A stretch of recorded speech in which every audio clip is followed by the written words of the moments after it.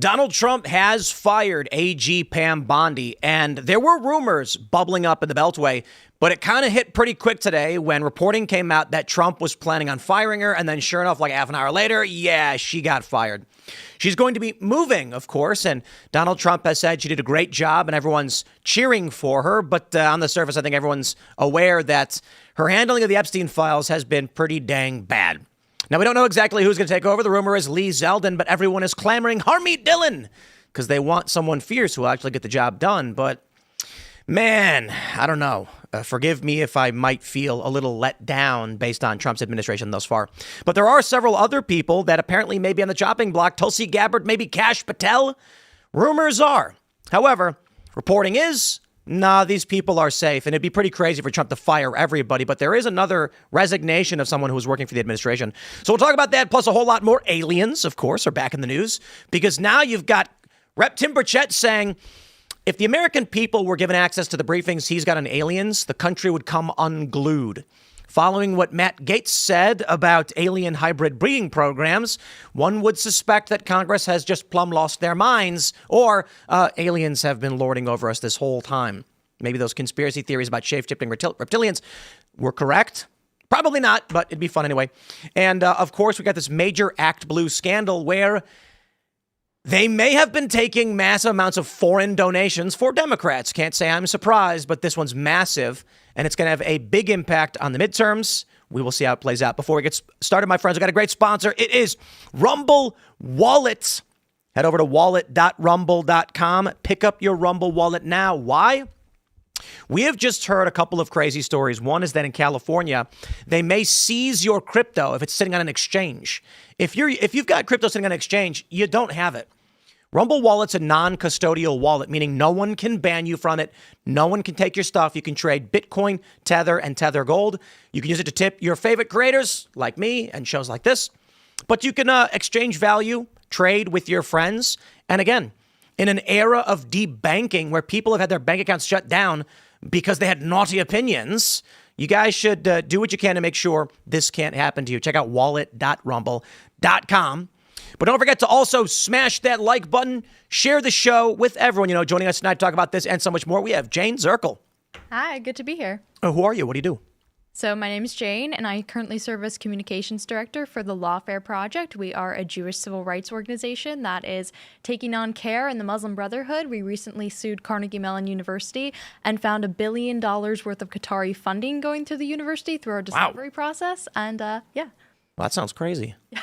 Well, we'll talk about that. Of course, Libby is hanging out. I'm Libby Emmons. Glad to be here. I'm the editor of the Post Millennial and host of the Pod Millennial. And of course, Carter is pressing all the buttons. What's up, everyone? Phil's also here. Phil is also here doing, those aren't devil horns. What are those? No, these are like the chaka. Surf's up?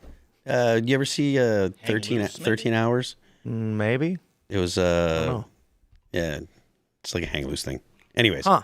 Well, let's jump into the news. The big story. Trump has fired AG Pam Bondi, and everybody's celebrating. The rumors are that she was begging not to get fired. Rumors are rumors, but I will tell you this. Guys, in an era when like more than half of the conspiracies were proven correct, let me just say this. I really doubt the official, can I just put it like this? What is even the point of Trump being like, no, Pam is moving to a very important private sector job to be announced soon. Just say you fired her, dude. We get it. No one for a second genuinely believes this was an amicable departure where she got a brilliant private sector job, right? Everybody knows the PR game is fake. She got fired. She mishandled the Epstein files. Everybody's embarrassed. She embarrassed a whole bunch of these right-wing media personalities. And Mike Cernovich was there, and he was talking about how it wasn't an op. It wasn't a manipulation. Like, they genuinely were trying to bring people in and say, we're going to give you these files. But Pam Bondi just did a really, really bad job embarrassing herself, Donald Trump, and all of these right-wing personalities that showed up. So sure enough, finally, she's been fired. And I wonder if the timing is due to trying to get in someone, maybe it's Lee Zeldin, before the midterms. I'm not entirely sure. Well, they have 12 days before the Epstein deposition that she was supposed to give too, which it looks like she's still going to have to give, but it will be interesting to see what comes of that. This could be really interesting because this is pretty wild. She could now say, I don't know. And she can say, Congressman, I was in the process of reviewing our files in preparation for this deposition, but since being terminated, I no longer had access and I have not prepared. Yeah, I mean, she also gets super testy before Congress. You ever watch her before Congress? Yeah. It's actually kind of fun. It's embarrassing for her because she lets her temper get away with her, but, we'll all for sure miss that. Last year, she pulled out of an anti-human trafficking conference and said, "Oh, I'm sick," like at the last minute, and it was very abrupt and just seemed very strange, the whole situation. I don't know what she's like in person. I don't know what Donald Trump saw in her to stand behind her for as long as he did. I think that it's a good thing that she's leaving. Hopefully, whoever he gets actually pursues the things that the grassroots that elected Donald Trump were really concerned about.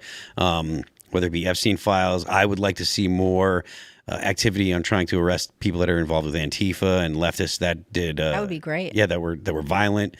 I think that would be something that would make the base happy. I think they'd like to see it. But I don't think that a new AG, at least now, has enough time to do things to repair the damage before the midterms. Which I think this is probably what's going on. But Trump, if he'd have done this last fall, he might have been able to do something that actually, to stop the bleeding and repair the damage before the midterms. Now, I don't know if he's got the time. 6 months is not a long time. Not a lot of time. And if he keeps delivering speeches like the one that he did last night, which was so vague, it had very low energy. It didn't give any of the actual information that people wanted. It was just like, be patient. I'm doing a war here. World War II was longer, so chill out. That was funny. That was not a very effective speech in terms of, what the base is looking for or what the American people voted for. Certainly not what I voted for. I mean, one of the things that attracted me to Donald Trump was that he assured us all that he was not going to start new wars, that he was going to be a peace president. And I feel like he betrayed the country by going into Iran at this point. And yeah, in terms of Bondi, we already knew that she was the second choice. I mean, Matt Gaetz was the first choice. You're misremembering. Trump was just going on and on about we're going to invade everywhere all the time, and we were all on the show. Yourself saying yes, we support war. I think if we go back and check the records, you were the most in favor of it. You were screaming at Phil. That is not, in fact, accurate. He was using all kinds of slurs for people and all kinds of stuff. I have a conspiracy theory, and it's that my conspiracy theory is that Trump knew things were getting bad. He wanted to go into Iran. Marco Rubio laid out why. They knew it would sour all of the Trump admin individuals. There are many people who have careers moving forward or could. Tulsi Gabbard's not particularly old. And so if it is true Tulsi Gabbard gets ousted, I don't know that it is true. They're denying it, I guess. I wouldn't be surprised if right now the plan is what comes after MAGA, right? Trump is going to be out, and he's the personality. So how many of Trump supporters will get behind just Vance? You'd probably expect a decent amount to break off. So I wouldn't be surprised if their PR campaign, their political strategy is Trump souring among moderates. Joe Rogan and Theo Von were just making fun of him. So Trump fires a bunch of people, becomes the villain on the way out, and salvages the career of other individuals who may come back into other administrations. We've already seen him, though, not be particularly concerned about the legacy of MAGA, though. I mean, he says that he is MAGA. He says that there is no MAGA without him. So anybody who comes... My point. Yeah, anybody who comes after him, like, even if he's what does he care, Well, I think we're talking post-MAGA, but, remember, if Republicans lose the midterms, which, quite honestly, it doesn't look that great for them right now... we're going to find ourselves in another situation that it's just impeachment hoax and lawfare campaigns. And so really that would put a stop to a chunk of MAGA right there. Yeah. And, I think that there's something good point. So there's something that we haven't even talked about. Like who can get, and this is a bit of I'm not trying to derail the conversation, but who could actually get confirmed as AG? Exactly. Mark Wayne Mullen got confirmed for DHS. Yeah, they did that pretty quick too. Yeah. I'm not sure that the Senate is going to confirm anybody that's going to make the base happy. Yeah. But again, to my point, like this is a shift into, I think Rubio's a candidate in 2028. He has been outstanding. Yeah. He has really evolved from 10 years ago. He's been calm, collected, not a culture warrior. He's clearly articulated the Trump administration positions as it pertains to foreign policy, taken on a bunch of roles. J.D. Vance has not done that. I like J.D. Vance, but he's not done that. I think they're preparing for Trump is going to go out, and this MAGA culture war bravado is going to go with it. Do you think he will be the next attorney general, too? Marco Rubio? No, I would love it if Harmeet Dillon got that job. But Lee Zeldin, it's probably, look, the rumors were that Bondi was going to get fired and that Lee Zeldin would take the job. Sounds like they were right about half of it so far. I bet they'd be right about the other half. I mean, I voted for Zeldin when he was running for governor in New York. I mean, he would have won had there not been that exodus from New York Yes, because of he the would have COVID won craziness. if it wasn't for right. Like there was like 500,000 people who moved to Florida, basically. Exactly. Yeah, it will be interesting to see. I think that it is such a fascinating question. Is there MAGA without Trump? Is there a coalition without Trump? You know, one thing that we saw after Charlie Kirk was murdered was a complete fracturing, and that was, I mean, in retrospect, it wasn't surprising, but at the time and watching it happen, it was certainly kind of like, really, we're all going to go down with this now? We're all going to just sink? Well, look. What is Libby short for? Libbard? It's actually short for Elizabeth. I knew that. Yeah. Listen, Elizabeth, you were a liberal. And because the left went insane, I as well, we find ourselves in this coalition. Right. And now that we have war, which is for many of us, it was the biggest issue. I'm not so negative on Trump. I'm not so judgmental, and I don't flip on a dime, but critical. I'm hoping Trump wins. The future is not going to be like right now, moderates, like as I mentioned, Joe Rogan and Theo Von were just ragging on Trump. I mean, that is massive for the middle of the road independents or default libs that Rogan helped Trump get. Right. And RFK Jr. as well. I am hoping that the rumors about a future being like a Tulsi Gabbard versus Rubio in 2028, I wish that was the case. And I know it's just scuttlebutt. Tulsi versus Rubio? Yeah. Just rumors are meaningless. You know what I mean? Like we're years away. It's an eternity until then. But the rumors were when Kent got out, that Tulsi would also be coming out. Right. She would be politely and honorably critical of the war with Iran, as she always has been, and present an anti-Trump alternative that is not Trump derangement syndrome, that respects Trump admin personnel. And then you can imagine a scenario where Tulsi Gabbard is debating Marco Rubio, saying, I worked with Marco. He's a great guy. He served with distinction. We just disagree on those issues. And Rubio says, Tulsi, I appreciate it. You've been fantastic, but you were wrong. And it tries to bring a more moderate, unified culture back to the United States. Could you imagine a civilized political debate?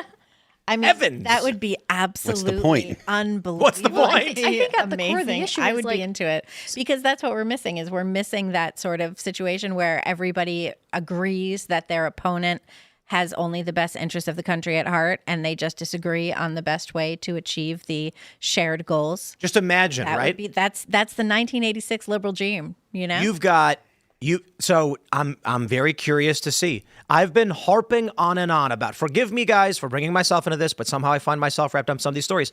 These AI bot campaigns that try lumping me and Jack Posobiec and Milo Yiannopoulos with Tucker and Candace. And the funny thing is, before these AI bot campaigns started popping up, and I don't know if they're all AI bots, but there is this generic thread where it's like, I am done with Tim Pool, I am done with Milo, I am done with Jack Posobiec.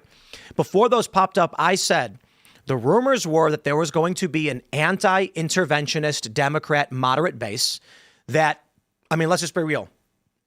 The idea was Tulsi Gabbard versus Rubio. And these were the rumors when Joe Kent stepped out.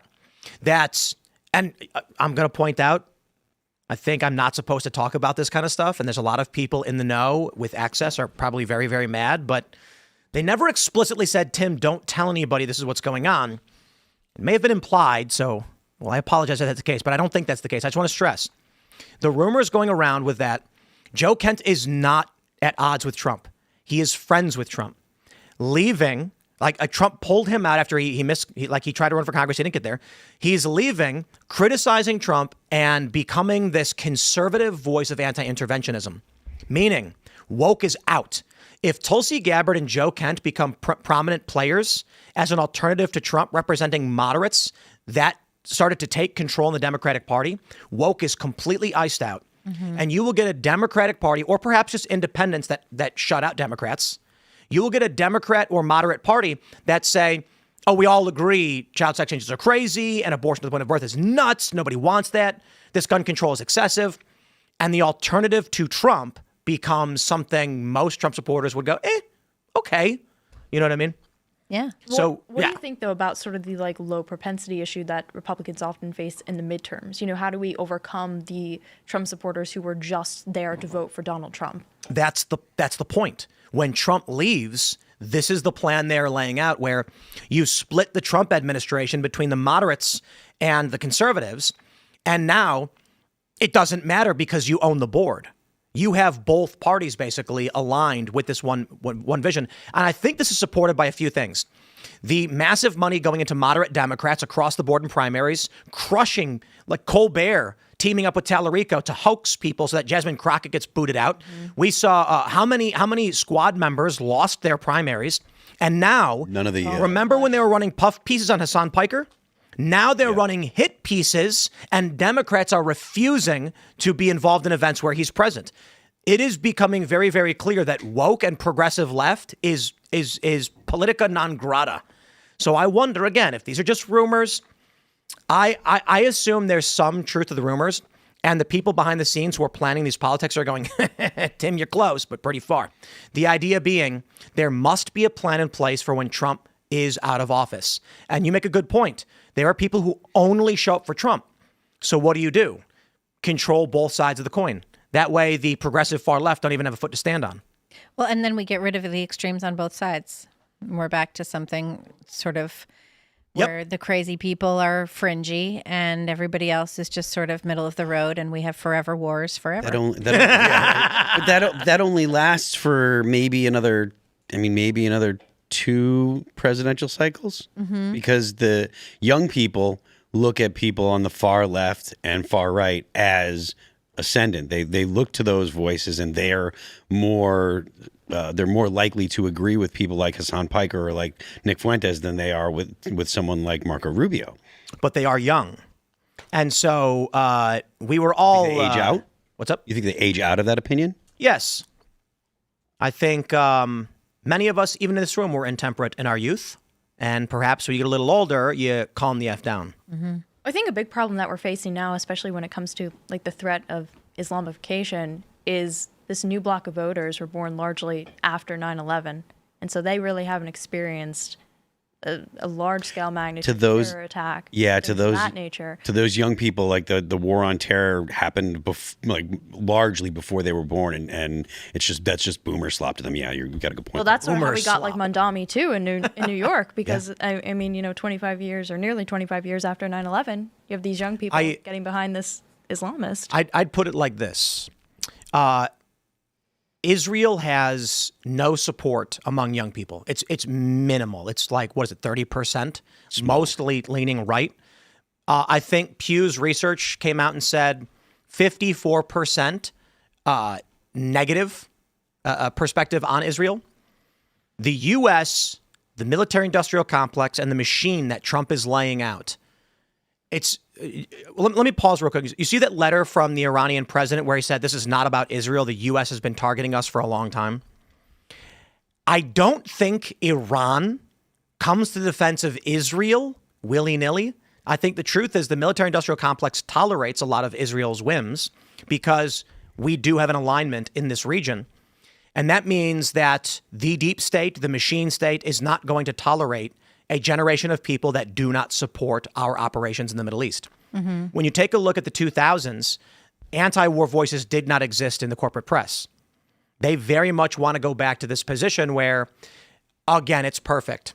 You've got a Tulsi Gabbard base that are, with all due respect to Trump and Marco, who I think are good and honest people, I don't think this was the right play, as opposed to, with all due respect to Dave Smith.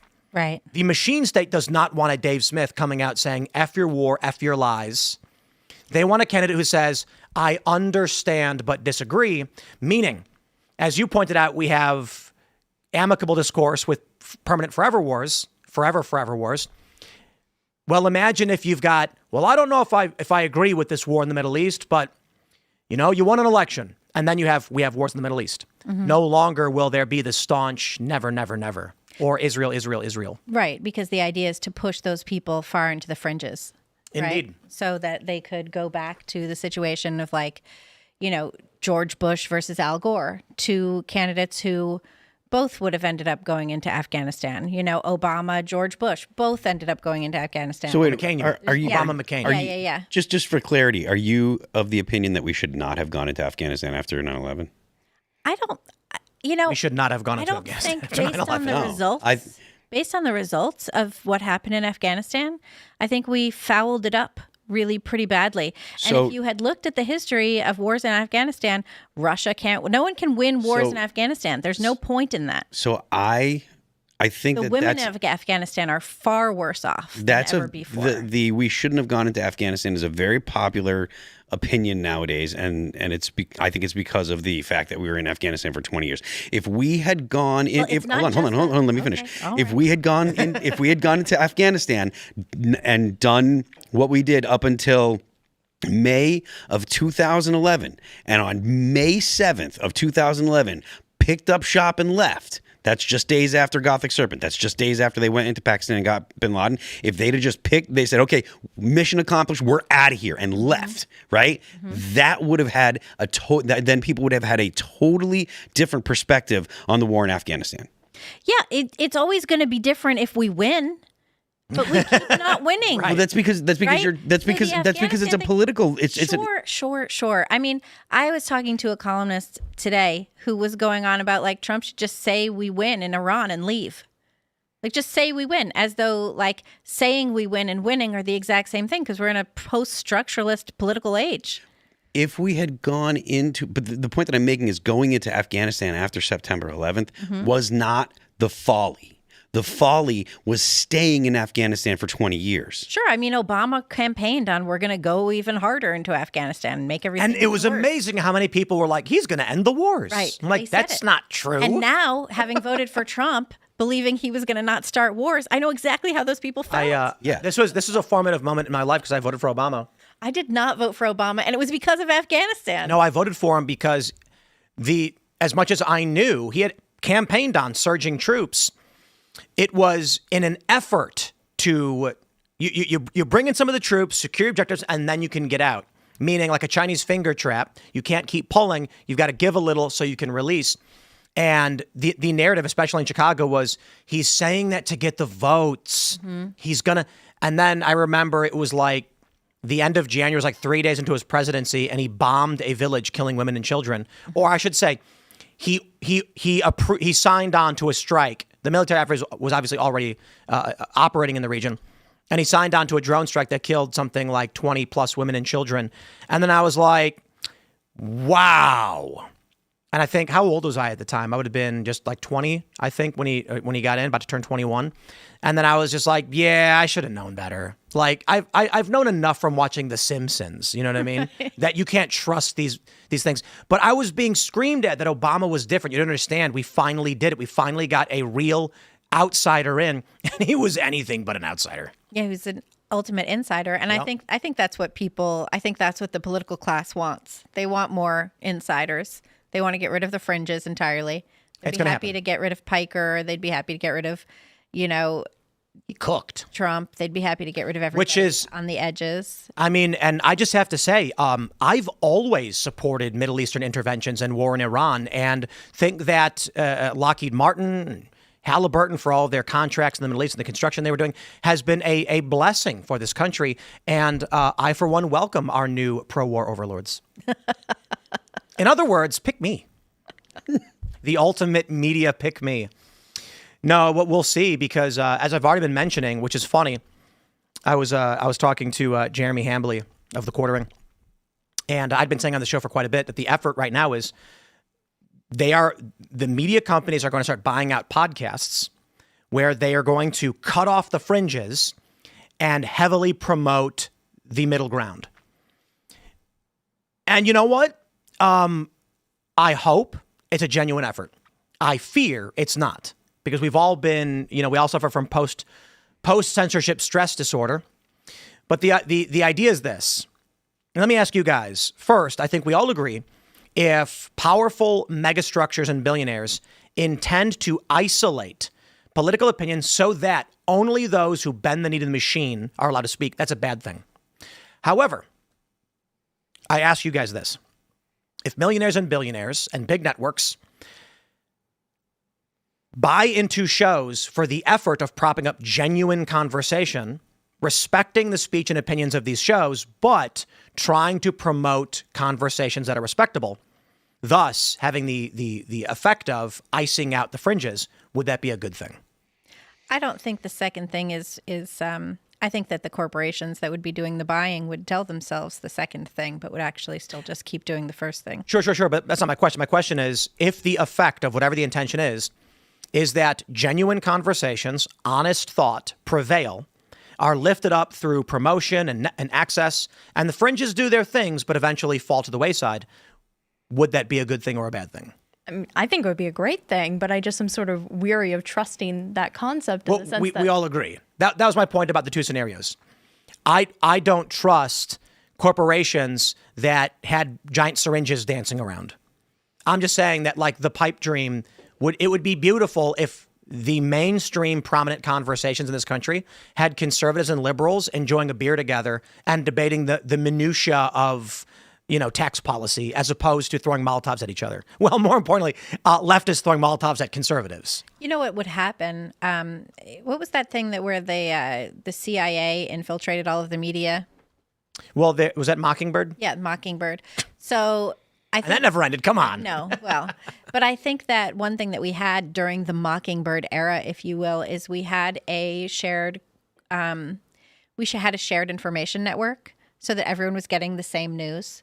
And everyone was able to talk to each other about the same news. I mean, now we're in a situation where just as someone curating news for readers and trying to figure out what's out there, there's no clear news cycle at all. It's entirely fragmented. And a shared culture is useful. I'm gonna say it right now. We'd be lied to the whole time anyway. Like, can we ever go back to something? I'm gonna say this right now, and I know Phil's gonna agree with me on this one. If the powers that be intentionally spent money to eliminate the speech of gay communists and prop up everybody else, we'd all be happy. W. Like, if there's a billionaire who's like, I'm going to invest money in a media apparatus that promotes everybody except the wackaloon gay communists, we're all happy. Well, that's why CBS is getting in trouble now. They're getting in trouble? Well, everyone yells at CBS as like, because they want to get rid of the gay communism. Get rid of the gay communists. Now, gay is okay.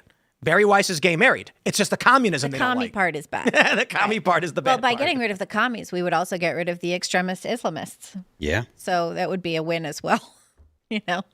I honestly, I think of a time when we had unified culture.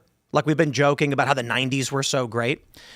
And one theme of this show as it pertains to the culture war is how you can go into a bar, go to the jukebox and put on Bohemian Rhapsody, and it doesn't matter who they are. Even immigrants, they will sing that song. I went into a bar and there's some black people, there's some Latinos. We put on Bohemian Rhapsody and everybody is singing together. And I'm like, isn't that supposed to be the liberal dream? But then you put on modern music and everyone breaks. Well, because no one even has heard it and it's bad sounding. It's bad. Yeah. And sounding, indeed. Yep. You could do that also with Don't Stop Believin'. Yeah.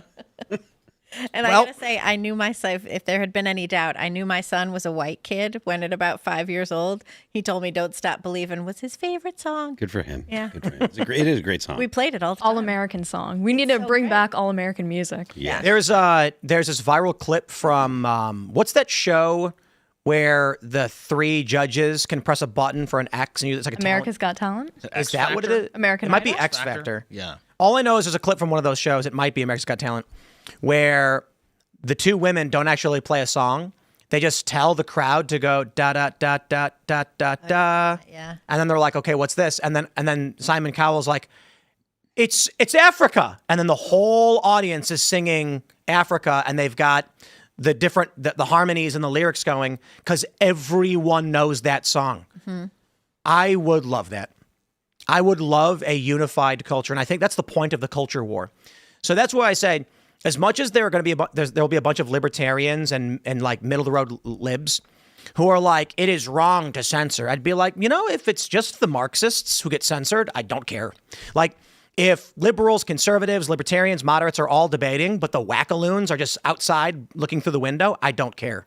Go ahead. I would love to see them also bring this into like the theater industry too, like take back Broadway and live theater. Indeed. Let's jump to this story, which is in line with what we're talking about. This is from Mediaite. Hassan Piker is the left's Candace Owens. The press treats him like a rock star. Well, you're the press, Mediaite, and so no, not anymore. Democrats have basically said Hassan Piker is persona non grata. While they were once running puff pieces, like Mediaite is pointing out, something shifted. And now prominent Democrats think he's toxic and are trying to avoid him. It may have something to do with him saying that we deserve 9/11. Mm-hmm. Indeed. Yeah, or that babies are settlers too. That making them legitimate targets. Guys, I really have to point this out. Okay, you don't have to like Israel. Like, you are allowed to say Israel bad all day, but it is shockingly egregious when you mention that violence, when your opinion is that violence against settlers in the West Bank is self-defense, and then you go on to say, and the babies are settlers too. Yeah. That's when everyone's like, bro, I was already iffy on your first statement. Like, obviously, if someone comes in to rob your house or take your land with a gun, we are like, okay, now we got a problem. But then when you justify going into the home and shooting a baby, it's like, bro. And I think he's gotten a pass for a long time. Here's what I think. I think Democrats were thinking, I think the Uniparty didn't know how to handle the populist uprising on the left and the right. Mm-hmm. And I think after Joe Rogan got behind Trump, they went, okay, guys, woke's cooked. Like, we can't run on this brand. It doesn't mean they want to get away from it. Like we were saying, censorship and all this stuff will come back if Democrats win. But I wonder now if they're just saying we have to. Well, actually, no, they're literally saying it. Democrats are saying they need a straight white Christian man who's going to run in 2028. But you're saying that because they're racist. I mean, the Democrats are so racist that they think they cannot win unless they run a straight white man. I mean, take like the school issue alone. I mean, what they're teaching kids, like you can't believe in God. You're evil if you're white. These privilege tests that Charlie Kirk would talk about all the time. That whole ecosystem is coming back to completely bite them in the butt because these kids have like over radicalized to the point that they actually are dividing the Democrat Party because they would rather have the AOCs and Zoran Mondamis than the Gavin Newsoms. And the Democrats are like, oh, shoot, we went too far. Yeah, I mean, Gavin Newsom isn't a radical, but he's a shill for whoever's paying his bills, Untrustworthy, though. Mm-hmm. And he's also he's terrible for he's terrible for the state too. He's terrible. I mean, I haven't really dug into. He's not an extremist. He's just an opportunist. That's sort of like the standard Democrat. Right. Right. I mean, I think when you're dealing with politicians or with most of the Democrat politicians, yes, I agree. But I mean, Clyburn's still the guy that's kind of the kingmaker in the Democrat Party, right? If Clyburn says you're the guy, then you're going to be the guy. And Clyburn is looking at all of these people like Hassan Piker and all of the far leftists, and I don't think that he's going to get behind them at all. That being said, this is something that we talked about for the past year, at least probably a year and a half since the election of Donald Trump. Is there is a civil war that's going on, and that has been going on in the Democrat Party between the progressives, the communists, the DSA aligned wing of the party, and the normal Democrats. I think that at the end of the day, the normal Democrats will end up doing what Spanberger has done in Virginia. They'll go ahead and they'll say that they're moderate. They'll say that they're middle of the road, so that way they can get the money from the big donors.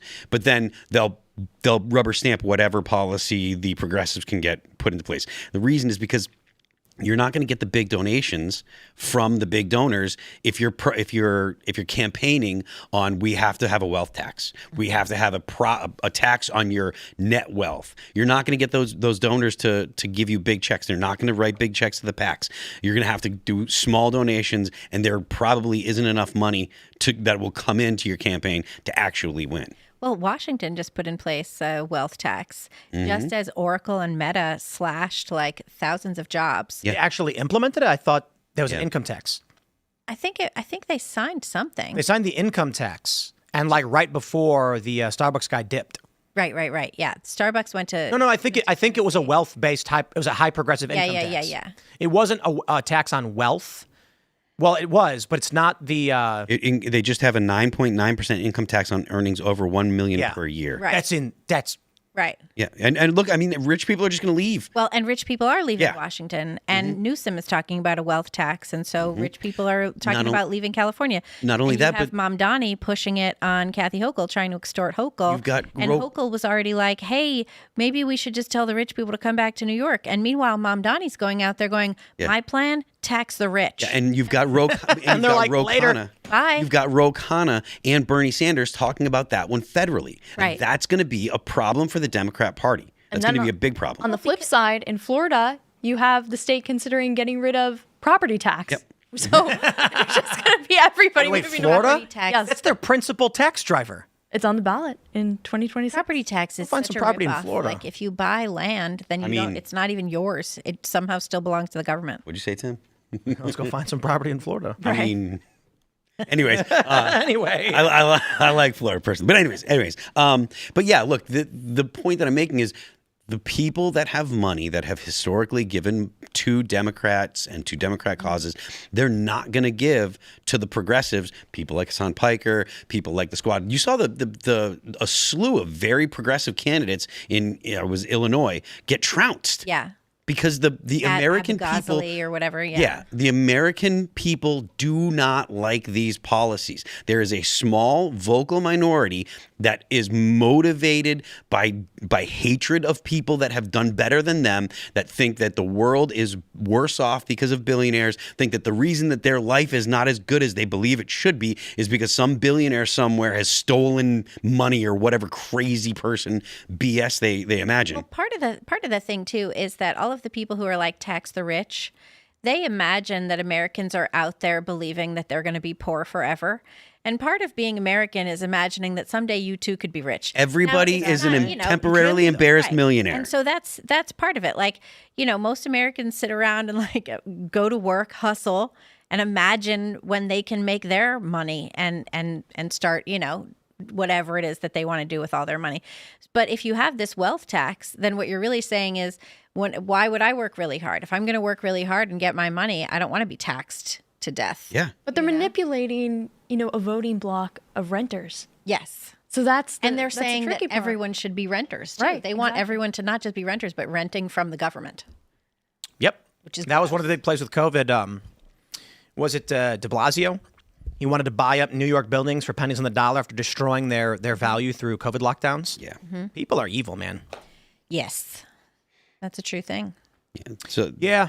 I just don't think that these policies are going to be popular. I don't think people like Hassan. I think it's good for the Democrats as a brand to try to push people like Hassan Piker away. I saw Jacobin had written a piece on Piker and how the people in the Democrats are saying, yo, you got to get away from this guy and stuff.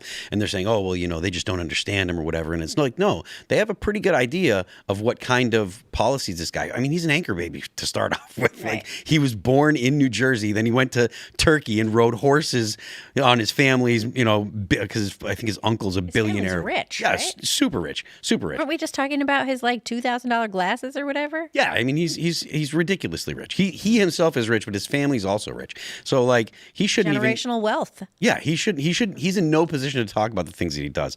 But people like Hassan Piker that advocate violence. He said things like, the street should run red with their capitalist blood. He's made those kind of remarks. He consistently makes remarks like that are absolutely abhorrent, that are totally un-American.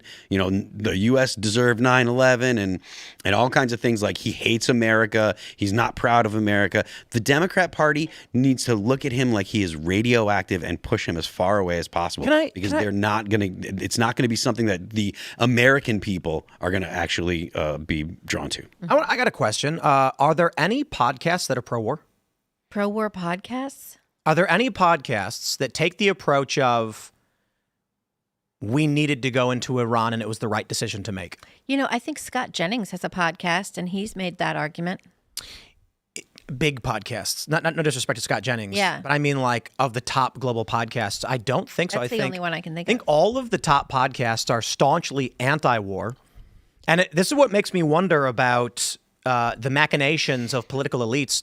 You know, the Ellisons buying CBS is a major power move. And I think it was Aaron McIntyre who said, if you don't have political leaders willing to dump billions to pursue their cause, what hope? Something like, then what hope do you have, right? That's what I worry about with conservative culture. That no one's willing to spend the money? Yeah. Well, I wonder if what we're seeing right now, here's what I can say. The purchase of TikTok was completely about Israel. Initially, the Republicans were like, this platform is biased against Democrats. I'm sorry, biased against Republicans for Democrats. I misspoke. And we should ban it because of this. And Democrats were like, no, that's ridiculous and insane. Then October 7th happened, and TikTok's algorithm flipped. All of a sudden, it was promoting anti-Israel content, despite the fact Israel had just been attacked and people had been slaughtered. All of a sudden, then Democrats got on board and were like, okay, maybe we should ban it. Trump intervenes, and you see the master stroke is, no, we're not going to ban it. We're going to put a pause on this. We're going to control it. Then it gets purchased by U.S. interests, and reportedly now the narrative is changing. We had They foreign... were doing the Osama bin Laden letter, right? Exactly. This is a degree of insanity. Yeah. You had people on TikTok being like, wow, I read Osama bin Laden letter, the Osama bin Laden letter, and it's like, no, you don't, He killed a bunch of Americans. He organized these plots for a long time. He was responsible for bombings at military bases. This is an insane degree of propaganda. So I wonder, when I see the top podcasts all being staunchly anti-war, in many ways, anti-America. I say in many ways because I'm not going to play stupid games like they hate America, but they're very critical of the U.S. foreign policy, as well as particularly anti-Israel. But then you don't see in media right now the same kind of fervent, or maybe that's not the right word, but passionate investment into a media apparatus to stop this kind of sentiment. The reason why I ask about, are there any big podcasts that are in favor of this war, is because it seems interesting that you'll have the Ellisons purchasing, principal stakes in TikTok as well as CBS. But then on the audio side of distribution, it is complete Wild West, or it's the complete other direction. The question I then have is it that Spotify and Apple and YouTube want to promote anti-war, anti-establishment, anti-America, and anti-Israel content? Or is it just that's what the Wild West is producing because there's massive international audiences that will prop it up? I mean, honest question. Could not the powerful interests with billions of dollars make YouTube and Spotify be like, suppress them? We know YouTube does tiny room shadow bans and things of the sort. Right. In this instance, it seems they're promoting these ideas. I mean, I feel like when it comes to YouTube, they're motivated by who's buying ads. Right? The whole adpocalypse and stuff, that was because of the situation where they didn't want ads being played on what people considered objectionable material. So why are people buying ads on Erica Kirk content? It's an honest question. I have ads on YouTube. I have been a Google advertiser for over a decade. I have personalized specialists at Google who contact me as it pertains to ads. And when you run advertisements, you select where those ads are going to appear. And for some reason, there are advertisers choosing to run their ads on specifically Erica Kirk content. Specifically Erica Kirk content. Yes. So there's RPM trackers. Here's the easiest way to check this stuff without using a service. Open up Grok or ChatGPT and say, provide for me the CPM or RPM for topics and subjects, genres on YouTube. It'll give you a huge list. Finance is usually number one at around $20. Now, you don't get as many views on financial content. Not many people are as interested in it. But if you get 1,000 views on a video specifically about finance, you'll get $20. If you get 1,000 views on a video about news, you'll get $5 to $8. If you get 1,000 views on a video about Erica Kirk, you'll get $20. That makes no sense to me. Yeah, why? This would mean that they're advertisers selecting, I want my ad. It's like, imagine there's a toothpaste company being like, run my toothpaste on ads about Erica Kirk. Yeah, why? That doesn't make sense. Now, it could be automatic. One theory is that the algorithm updates itself based on the viewing patterns and then seeks to find the biggest return. So the algorithm on Google Ads runs the ads across the board and finds a concentration in this area where they sell a lot. And it just so happens for some reason to overlap with Erica Kirk content. Mm-hmm. Either way, it is weird. If it is weird. emergent, it is very weird. I honestly don't believe it is emergent because it's too specific. Charlie Kirk is assassinated, and then a media campaign props up to destroy his wife. So you get the assassination of a man followed by the character assassination of his wife. It just doesn't seem like an accident, you know? I mean, we know big tech has meddled in our elections. That's like a known fact. So I don't think it would be far-fetched to say that they're, seeking to destroy our society and our peace and patriotism. And Turning Point was a major player in helping Donald Trump get elected. And whatever you believe about the Charlie Kirk assassination aside, after the fact, I would not be surprised to find prominent leftists at Google and YouTube saying, put your thumb on the scale against Erica Kirk. We will make sure Turning Point is destroyed. Look at what these people say behind the scenes. Look at what they're willing to do in the streets. Look at what their judges are willing to do. Is it at all possible that there are people at YouTube who would look over their shoulder, look around, and then type in, and then all of a sudden, not only is it possible, I don't think that it's particularly far-fetched either. I mean, you see that, like you said, you've seen all kinds of effort by the left to put their thumb on the scale anytime they get the chance to. So I don't think that it's some kind of ridiculous theory at all. I can confirm YouTube has its thumb on the scale, 100%. Can confirm right now. I'll tell you how I know. Several months ago, YouTube granted me the handle @TimPool, which had been largely unused. Some German guy wasn't using it, was sitting on it. And so I said, okay. So I made youtube.com/@TimPool, where I put videos that I feel like making. Some are political, some are very similar to what we do here. And a lot of them in recent have been about gaming laws, Pokemon, Magic the Gathering. And just if I have something to talk about that's unrelated, I'll put it there. Well, something interesting happened. There was a video that I did about a woman grabbing a homeless woman. You may have seen the viral video. I got a copyright flag on it. Well, it's fair use. Outright fair use. I am commenting specifically on the homeless issue from what these people in the video were doing, heavily criticizing them for doing it. So I counter saying this is fair use, sue me. They counter with, we will give you a strike and you must remove the video. Now, whoa. I make these videos 15 times a day and I've never gotten that one time on Timcast IRL, Timcast, or Timcast News. So I can't even appeal it. It says you will get a strike. The video will be removed. Then when you sue them, you can submit the paperwork to YouTube to get the video, to get the strike put on hold or something. And I'm like, what? I've been on this platform for 16 years and never experienced this. So I emailed my liaisons, my contacts at YouTube, and they said there's nothing we can do about it. Well, sure enough, I contacted the copyright holder and the company, and they apologized. First, they tried claiming it's not fair use. Then I said, come on, bro. And they released it. Then I asked YouTube this important question. Why is it that on Timcast IRL, Timcast News, and Timcast, 3 channels all over 1 million, I have never once been flagged for copyright, despite making all of the exact same videos? But this new channel, I've gotten flagged maybe 10 times already. Really? Already? Wow. In the matter of a few months with only like 30 or 40 videos. So that would mean one of two things. There is a shield placed on this channel and others that prevent copyright claims from disrupting the show. Perhaps it's a platform-wide thing where if you have over 1 million subscribers, they default to, we're not going to let you take these videos down because they're established channels that typically know what they're doing. Right. This new channel has only around 88,000 subs, so they're like, no protections for you. There could be something else that is foul play. There could be a restraint on these channels that acts as a de facto shield, somewhat inadvertently.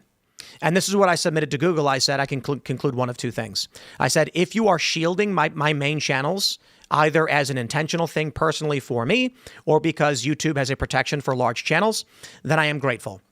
If, however, you have put a restraint on my channels that isolates it from the YouTube ecosystem, thus copyright doesn't exit this bubble and enter our isolated sphere, well, now I'm mildly perturbed. The argument I'm making is this.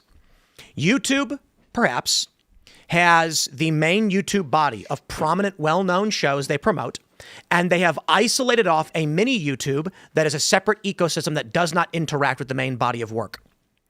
If you are on that main platform and you submit a copyright notice, the algorithm automatically attacks anything in that sphere that is using those videos, which captures my new channel, which was just made. Right. And the channels outside of it in the isolated shadow ban bubble will not be impacted, not on purpose, but because they are a detached node that YouTube is isolating intentionally.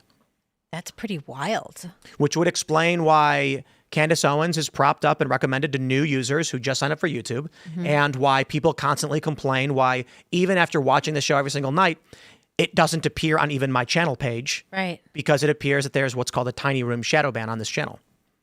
Or I'm completely wrong about everything, who knows? But what I can only say this. It is a fact that I have never, that in the past 3 years, we have not received any copyright claims on my principal channels. But the new channel is getting them like crazy. Another theory would be that new channels have weights put on them to prevent new personalities from rising up and causing problems. That's possible too. Yeah. Yeah. I know when I want to watch the show, I have to go directly to the Timcast YouTube page. Not only that, but people have complained that it's not there. They'll go Timcast YouTube page. They'll go to youtube.com/Timcast IRL, and we will be 10 minutes into the show, and it will not be on the I think page. there's a difference between premium and regular. YouTube? Because I have premium, and every night I just refresh my homepage on YouTube, and we're always right there at the top left. I think two things. There are leftists at Google that have intentionally done illicit things to further advance their look. I mean, some of these people threaten me with death. It's not even that big of a deal that someone working at Google walks in a room, opens a computer, and then says shadow ban. But I also think we know that intelligence agencies had access to Twitter and Facebook and were flagging for removal. So I would not be surprised if it wasn't even that political. It was just Google gets an email from the FBI saying, put a weight on this channel. And they go, okay. It's also this thing that happens when, like, you go live, you're supposed to have your little circle lights up, look at the ring around it. We don't have that a lot of times. People are always complaining about it. Very strange. That is weird. Indeed. Yep. Yeah. I think it makes sense that YouTube intentionally creates nodes. There is the principal main body, which is Mr. Beast, will always be promoted to everyone everywhere. And they probably go, we don't want recommendations going to channels like this one. If people, but you can't ban outright, right? We don't break the rules or anything, but you can't ban outright because it would create a massive PR storm. So they say tiny room shadow ban. Create a node where only the people who already have access to the channel can access it. No new users will. Anyone who signs up after this date will never see this channel. Could be. Could be. I think so. I do. Let's jump to this next story from Mediaite. Ladies and gentlemen, Tim Burchett says America would become unglued if we got his alien briefings, pushes for public release anyway. He was asked about Matt Gaetz's claim that the military briefed him on alien breeding programs where, well, I'm going to extrapolate from what he said. Women are kidnapped to be impregnated by aliens. I just want to make something very clear. Matt Gaetz stated on the Benny Show that he was briefed. They're alien hybridization programs where people are captured from war zones and migrant caravans for alien hybrid breeding so that the alien hybrids can communicate between both species. Well, the implication, of course, is that they're women because men don't need to be kidnapped in order to get their genetic material. No. Women need to be held if they're going to provide their bodies for the creation of life. So it sounds like that's what he's saying. Tim Burchett was asked about this and said, I can't comment because I'm still in Congress. But if America got the briefings that I got, it would become unglued. Now, I want to show this from Space Weather News. In response to this, Native Patriot says new meteors in Costa Rica. Is Space Force fighting a battle we're not allowed to know about? What's actually going on? Take a look at this video. Eso. Wow. Compañeros.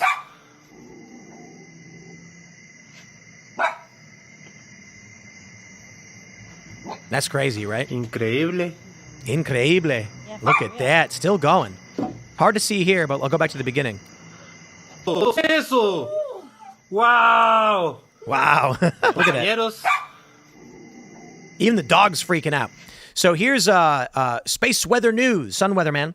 Guys, these are not meteors. This is space debris or a type of landing craft we cannot fathom. Not meteors. Same story as last week. We have seen an insane amount of media reports or lights in the sky or vehicles. Owen Schroyer said he saw UFOs flying around. One burst into flames and fell, and the other two sped off. People tried claiming he was just looking at condensation trails. It's like, he didn't describe that. Owen Shore knows what if you want to call it a chemtrail, a contrail, the man knows exactly what those things are. InfoWars has reported on those quite a bit. Yeah. He saw something else as he described it. Something's going on. Could it be that Artemis 2 is not actually a trip to the moon, but a delegation going to intercept the aliens for negotiations? And they're hanging out on the other side of the moon, and that's why they have to go over there. No, we're just claiming they are, but they're actually going to the Orbital Galactic Federation space.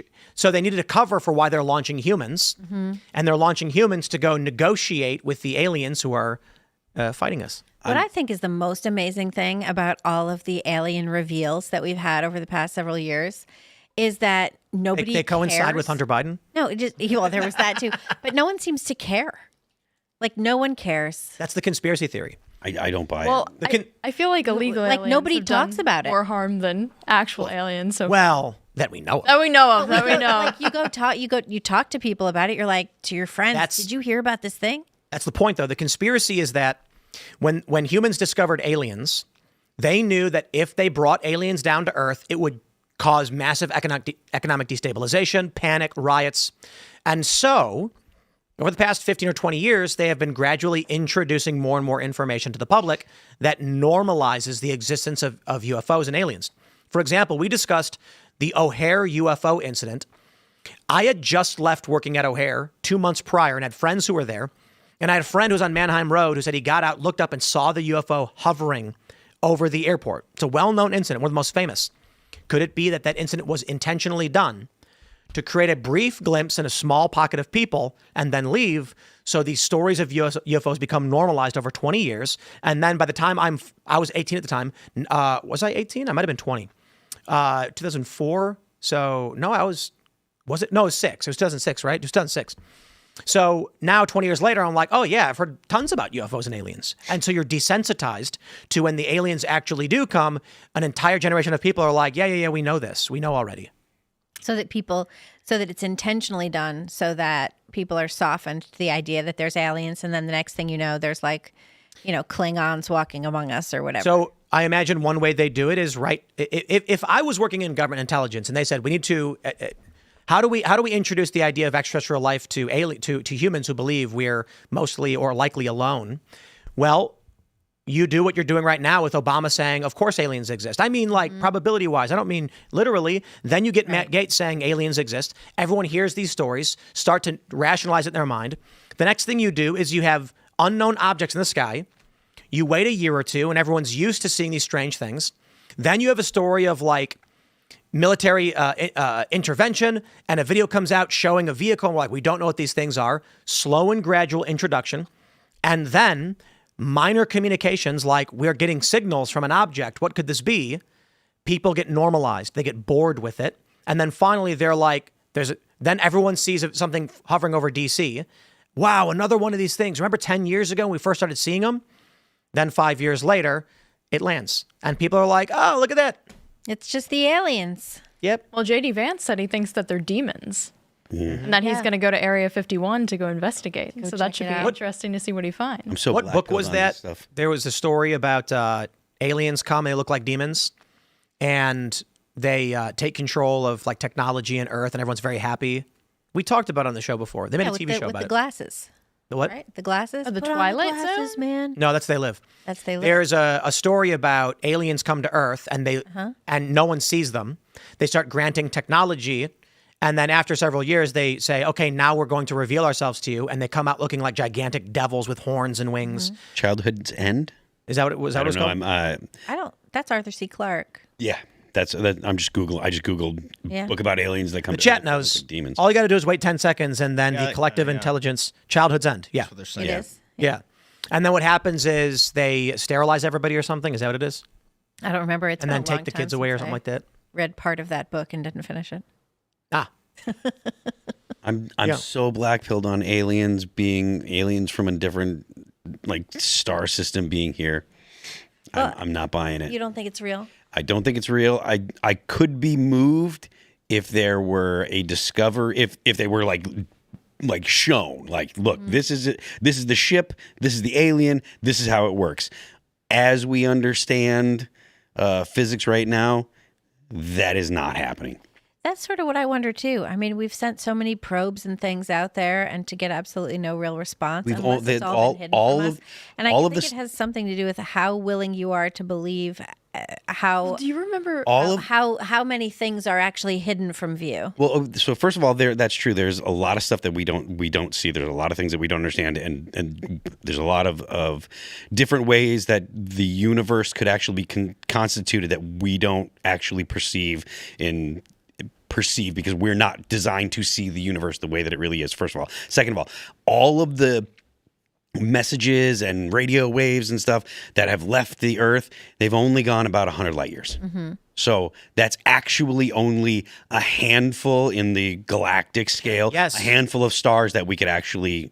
That may be true, but inadvertently, the signals we've been broadcasting have been creating perturbations in the subspace radio frequency, which has reached faster than light. Again, they needed to find a way to explain how they talked to the Federation of the Planet, so they created subspace. Yeah. Mm-hmm. It's like faster than light radio or whatever. Again, I could be moved I could be moved from this position if there is new physics that we discover, or there is a ship that's shown. But as of right now, the way we understand the speed of light, because the speed of light isn't just the speed of light. The speed of light is the speed of causality. Right. Like to a photon that moves, like time doesn't happen to a photon. It just starts here and it ends there. That's it. Again, but that's meaningless to a higher dimensional being. Sure. Again, I'm open to other ideas. So, Alex Jones and others have talked about this. The aliens are not extraterrestrial. They're extra dimensional.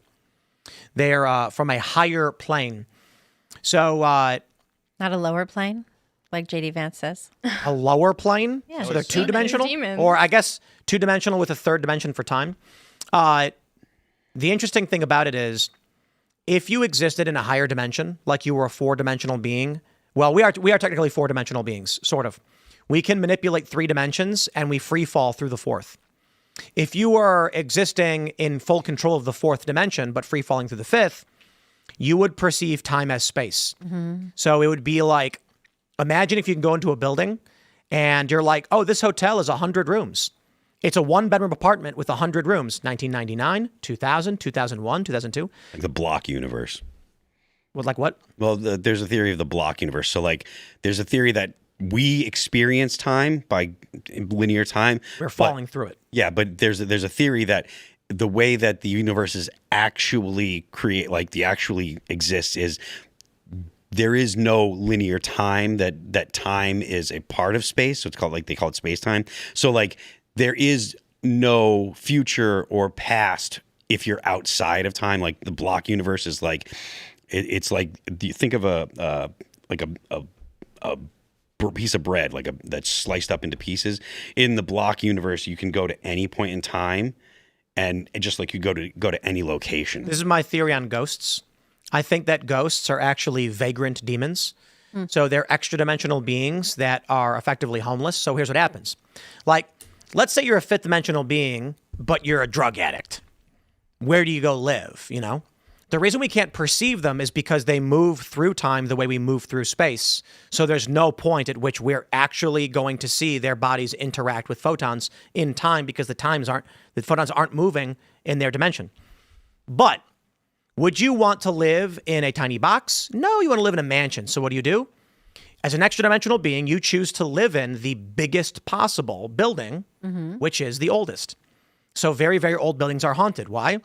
Extra dimensional beings are like, bro, this house has been around since 1700. It's got 300 years to live in.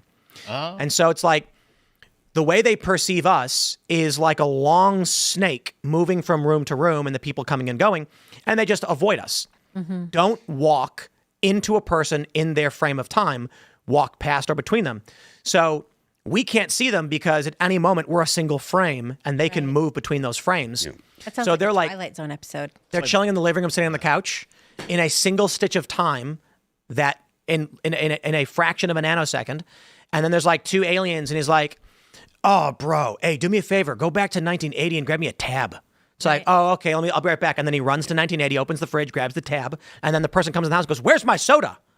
I bought soda. It's missing. Turn the light if it's bothering me. The light turns off. Right. So if the U.S. Like government anthills. knows that there's aliens, does that mean that they should start deploying Ghostbusters? No, if the they were ghosts and ghosts. aliens are different. Yeah, and the theory is that if you consume DMT, you can see them. The theory, I say the wackaloon guess, we'll call it that. I did drugs and I saw stuff. Yes, you were on drugs. Well, that happens when you do drugs. Yeah. I knew a guy Yeah, once. I've been very questionable. I've found the whole DMT thing sort of questionable because people talk about it as though they see deities.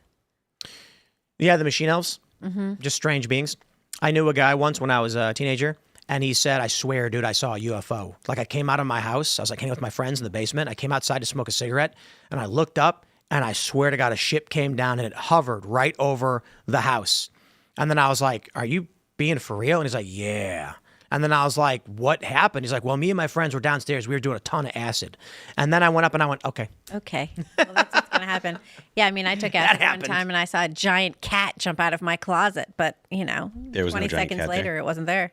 Or knows? it was. Or was it? It's It was an alien in a different time. Or a the demon? idea of you doing those kind of drugs makes me laugh. Really? Yeah, it does. That's very funny. I think there is something. I think the government knows what it is. I think the government interacts with whatever is going on. The stuff that people are seeing in the sky, I don't think is just random. Like, we're not going through a meteor shower or anything. Yeah, it is fascinating, right? I mean, because on the other side, we're probably never going to know the truth. What if Trump formed the Space Force specifically because we detected an alien threat coming? And they were like, we have 10 years to prepare for this. And he's like, we have to create a Space Force. Is that why he used the Star Trek symbol as the... Maybe that's why he had Elon Musk in the in there with him. Yep. Right? Yeah, I mean, it would really be bizarre. Do you think we'd all come together as a species of humans, or do you Nope. think we'd fracture apart even And that's- more? I think it and would that's get the even problem. worse. Yeah, I think it would. And get then what even if- worse. If it turned out that People the would have their Iranians were bunkers. colluding with the aliens to enslave humanity, would you then support the war with Iran? Would I support the war with Iran if they were colluding with aliens? Like, let's say Trump came out and was like, what if yesterday's speech, he was like, this may be shocking to most Americans, but aliens are real. They're here. They've declared war on us, and they've aligned themselves with Iran. And that's why we went to war. Like, what do you think people would? I think you'd get more support. I think you would support get- for the war would skyrocket. I think so too. And I also think you'd have CNN coming out being like, there's no aliens. Chuck Schumer wandering around being like, he's just trying to distract from the high gas prices. It would be the craziest thing if Eggs Chuck are Schumer came out expensive. and went like, there actually are aliens, and Trump is not wrong. Everyone would just drop a load right there. on Yeah, the spot. that would definitely fill pants around. You know What what? if- what if Trump- that would cure our craving for a collective culture?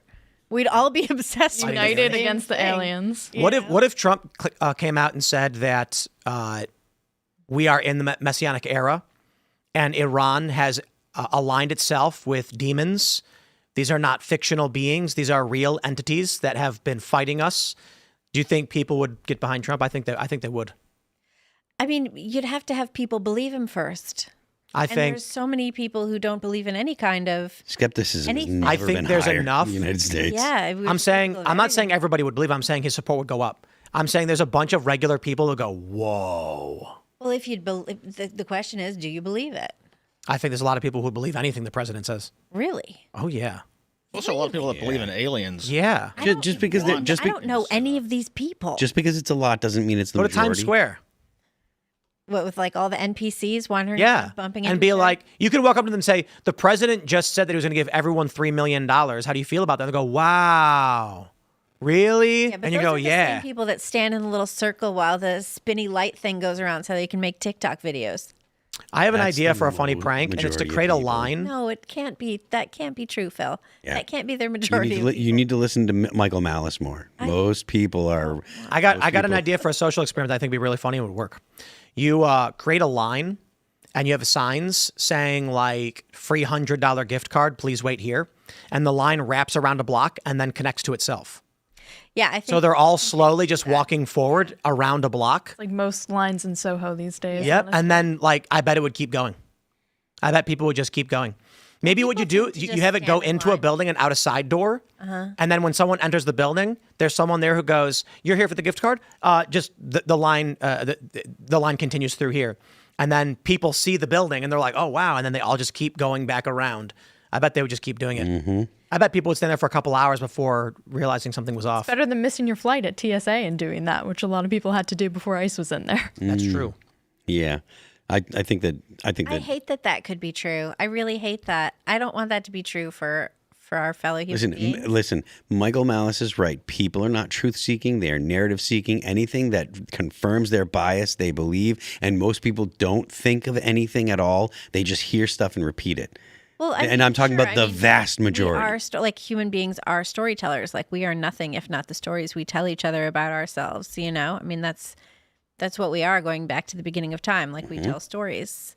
Let's go back to the Pam Bondi. We got the story from the Irish Star. South Park responds to Pam Bondi firing with savage 8-word callback. South Park skewered Attorney General Pam Bondi in a Halloween episode last year, depicting her with feces on her face every time she praised President Trump. Well, they reposted it today, and it's nasty, so I'm not going to show you. You can watch it on the show if you want. I don't either. After show. But what's really interesting about this is we call this brain rot. That is... Parker and Stone have brain rot. And I watched this really great YouTube video that I recommend you guys search for, because I remember it was just recommended to me, why I stopped watching South Park. And the guy explains the jokes that South Park has begun producing are so hyper political, the average person won't understand them. And he said, as somebody who doesn't really care that much for the political, fight, I watched this, and he was like, they make references to unknown Trump administration personnel, like Dan Scavino. Who's that? And I'm like, well, I know who Dan Scavino is, but it's true. They make fun of Dan Scavino. Go to anybody in this country and ask them, and they're gonna be like, I don't know who that is. I literally know who Dan Scavino is because I've been on Laura Trump's show with Aaron Elmore, who he recently got married to, and I've seen their pictures on Instagram. That's why I know who the point ultimately with I couldn't this. tell you his position. The issue is we are seeing the brain capture of people. These are not jokes. These are, hey, here's a group of people that you've heard of, you hate. And for many regular people, they're like, I don't know what you're talking about. And I think this is one of the biggest problems we have in TV shows and movies right now.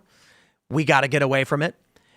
Another point I want to make, there was a great meme where it was, Trey Parker said that his daughter said to him, you're acting derpy. And he goes, what did you say to me?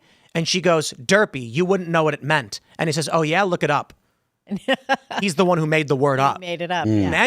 Imagine that. Like, you're a kid and you look up and it's like your dad invented the word you use. You're like, oh, that's really weird. But I contrast this with, here's a guy who created so many memes. It is ubiquitous, on par with The Simpsons. The Simpsons coined many, many terms and phrases. Yoink, you know what that means? Mm-hmm. That's from The Simpsons. Meh, from The Simpsons. Saying the quiet part loud, from The Simpsons. Mm-hmm. There's a ton of these. Cromulent and biggin. South Park also has a bunch of these, of which derp is one of them. Yeah. But now he has isolated himself into this tiny bubble of fringe nonsense that regular people don't relate to anymore. I mean, I just wish America was allowed to laugh again and not, be forced to constantly fixate on politics and division. And that's what's ultimately sowing, all this hate within the culture. We're not just allowed to enjoy things that are genuinely funny anymore. I just want to go back to the days of Cartman crying to his mom in a Best Buy about not being allowed to buy an iPad, or like Towley and Mr. Hanky. Like, why can't we just enjoy those things? One of the best episodes is when he wants the Nintendo Wii, so he freezes himself. And when he wakes up in the future, they don't have it anymore. And when they finally get it, the adapters don't work, which is all like kind of common sense, funny things we've dealt with. Now here's Pam Bondi with feces on her face. And I got to be honest, I know a lot of people are going to be like, who? Yeah. Yeah. Ooh. It really started in around 2020. I feel like with like them making fun of like Rudy and Trump in the Oval Office with like the election stuff. Mr. Garrison into Trump. Yes, yes. And honestly, that one episode with like the rallying in Myrtle Beach, that was kind of funny. But aside from that, it's too niche and it's too critical. It's like not what South Park used to even be. Yeah. It's a far cry from the Pinewood Derby with baby Farks McGee's. Yeah, that was funny. It was nonsense. Yeah. Or when Cartman made Scott Tenorman eat his own parents. Yeah. Oh my gosh. There's nothing there but shock and obscenity. And it was just messed up. What's your favorite South Park episode? Oh, man, I don't know. I mean, probably that one. That's why I referenced it. Where Radiohead walks up and they're like, he's crying like a little baby. What baby? Not cool. And he's like, no, Radiohead. Or Casa Bonita is a good one. You know, they opened a real Casa Bonita Casa in Bonita? Denver. They have a real version of it. They're not. Yeah. The show is referencing the real Casa Yeah, Bonita. but they bought it. Like, they the bought it. creators, it like closed down and they bought it and now they own it. That's awesome. South Park was massively culturally relevant, and they have relegated themselves to a tiny pocket of fringe wackaloons who are 70 years old and hate Trump and know everything about him. But what is culturally relevant anymore? Like, what Landman? captures what? Landman. Yeah. Landman, I think they do 16 million per episode. Yeah. It's a good show. And Landman mocks woke. Yeah. It's a good show. And then Star Trek, Starfleet Academy was doing 1 million per episode and got canceled. Yeah, it did. Even though the last 2 episodes weren't that bad. What? The last 2 episodes of Starfleet Academy weren't that bad. Really? My son and I, we were hate watching it, you know?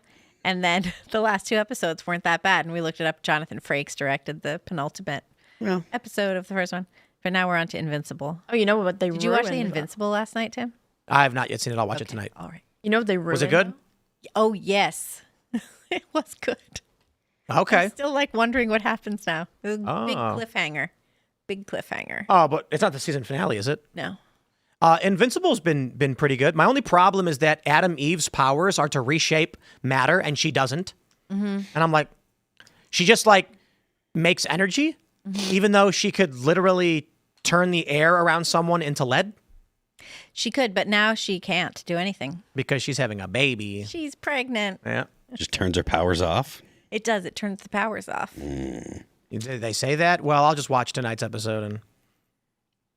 Yeah, Landman, I think, is like one of the biggest shows on TV right now with massive, massive viewership. And I'm worried because I don't know what we'll do without Billy Bob. I want to watch. Did he pass away or something? No, I'm just saying he's old. Yeah, he is.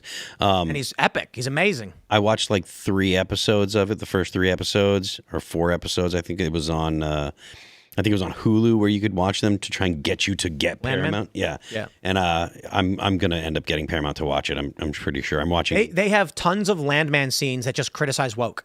It's written just to make fun of pronouns. That one scene that went viral. I haven't watched it. Should I actually Or- watch it? Oh, it's amazing. Yeah? The scene where he it really is revelatory when the famous scene where he brings the young female lawyer out to some wind turbines, and she goes, worried about green energy encroaching on your land, and then Billy Bob goes, not green, alternative. These wind turbines aren't here to generate energy for the grid. They're off-grid generating energy for oil pumps because we can't get transmission lines out here. And a lot of people don't realize wind turbines are placed in remote areas where they want to pump oil but can't get power lines in. Right. Do you think it's green energy? It's not.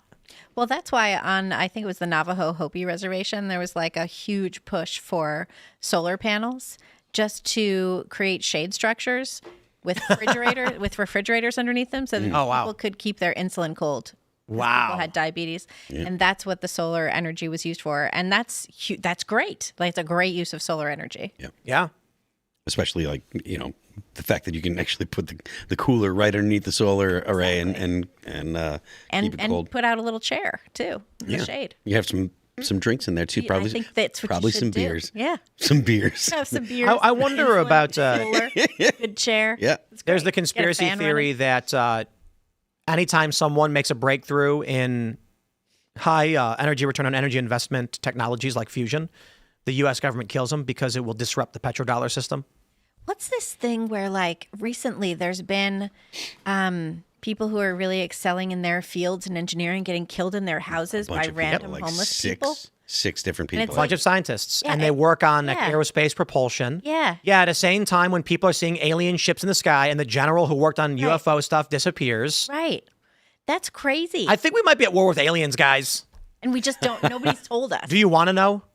If we were at war with aliens, I would want to know that. I would. You know why? Yeah, I would. I'd start digging. Yeah. I'd be like, I don't know how far down I got to go, but we're going way deep. What if they're Bunker. demons and then they come up? Well, I they're don't, in think, space. I don't think there. there's demons in the center of Earth. I mean, actually, I will say this. If I started digging and went so far down that a portal to hell opened up and demons came out, I guess we'd We'd know something. We're doomed The from both ocean. ends. We'd know Yeah. something new. actually, that's a really funny bit. It's like, We keep digging, and then we find a portal to hell, and then the demons come out, but then the aliens start fighting the demons. Yeah. And then humans just are like, I have no idea what's going on. Just like, oh, I gotta, are we doing? We're let's just get the some cover. refugees in the Fine. middle. And then we just Go go hide. hide out in the Appalachian Mountains, which are like one of the oldest places on Earth. And immune to the Yeah. great flood that's Right. coming when the axis tilts. There you go. Yeah, so when you look at the great flood maps, the theory about the axis is going to shift 90 degrees or whatever, that's Ben Davidson talks quite a bit about this, that we're not just going to see the poles flip, but when they do, the earth will tilt. And then when that happens, a flood will wash over everywhere, but the Appalachian Mountains will be one of the only places left untouched by the flood. So that guy who was building the ark in Tennessee, he gave up too soon.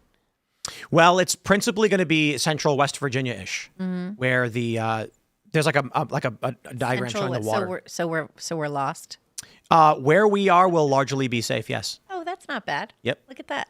Yeah, and you know, I'm not supposed to say this, but it's probably late enough in the campaign that doesn't matter. But we moved to West Virginia, and the reason why Mount Weather and Raven Rock are within 10 to 15 miles of here is because we have all been briefed as prominent CIA-selected media personalities to survive the Great Flood, which is coming in 3 or 4 years. And I figure at this point you can't do anything about it, so I'll tell you now. And that's a joke, but I'm sure there are people out there freaking out, being like, "It's not joking." Or at least there are people Googling it and asking Did they give AI. you a binder on it? Oh, yeah. But here's the funny thing. There are people who believe it's impossible to succeed organically in media, and that I actually met a guy, and he was like, "Hey, man, I watch your show." And he was like, "Is it real?" And then I'm like, "Is what real?" I was like your show. And I'm like, "Yes." And he's like, "No, but like all of this stuff's not scripted." And I'm like, "What stuff?" And he's like, "With Candace and like Tucker." And I was like, "It's all real." And he was like, "It's not like the government puts you there." There are people who genuinely don't think it's possible because they can't do it and they can't understand how. So they project and think Timcast and Candace, Tucker, and, Cenk Uygur must be selected by the elites to be the play actors on the great stage of the narrative machine. That'd be pretty weird.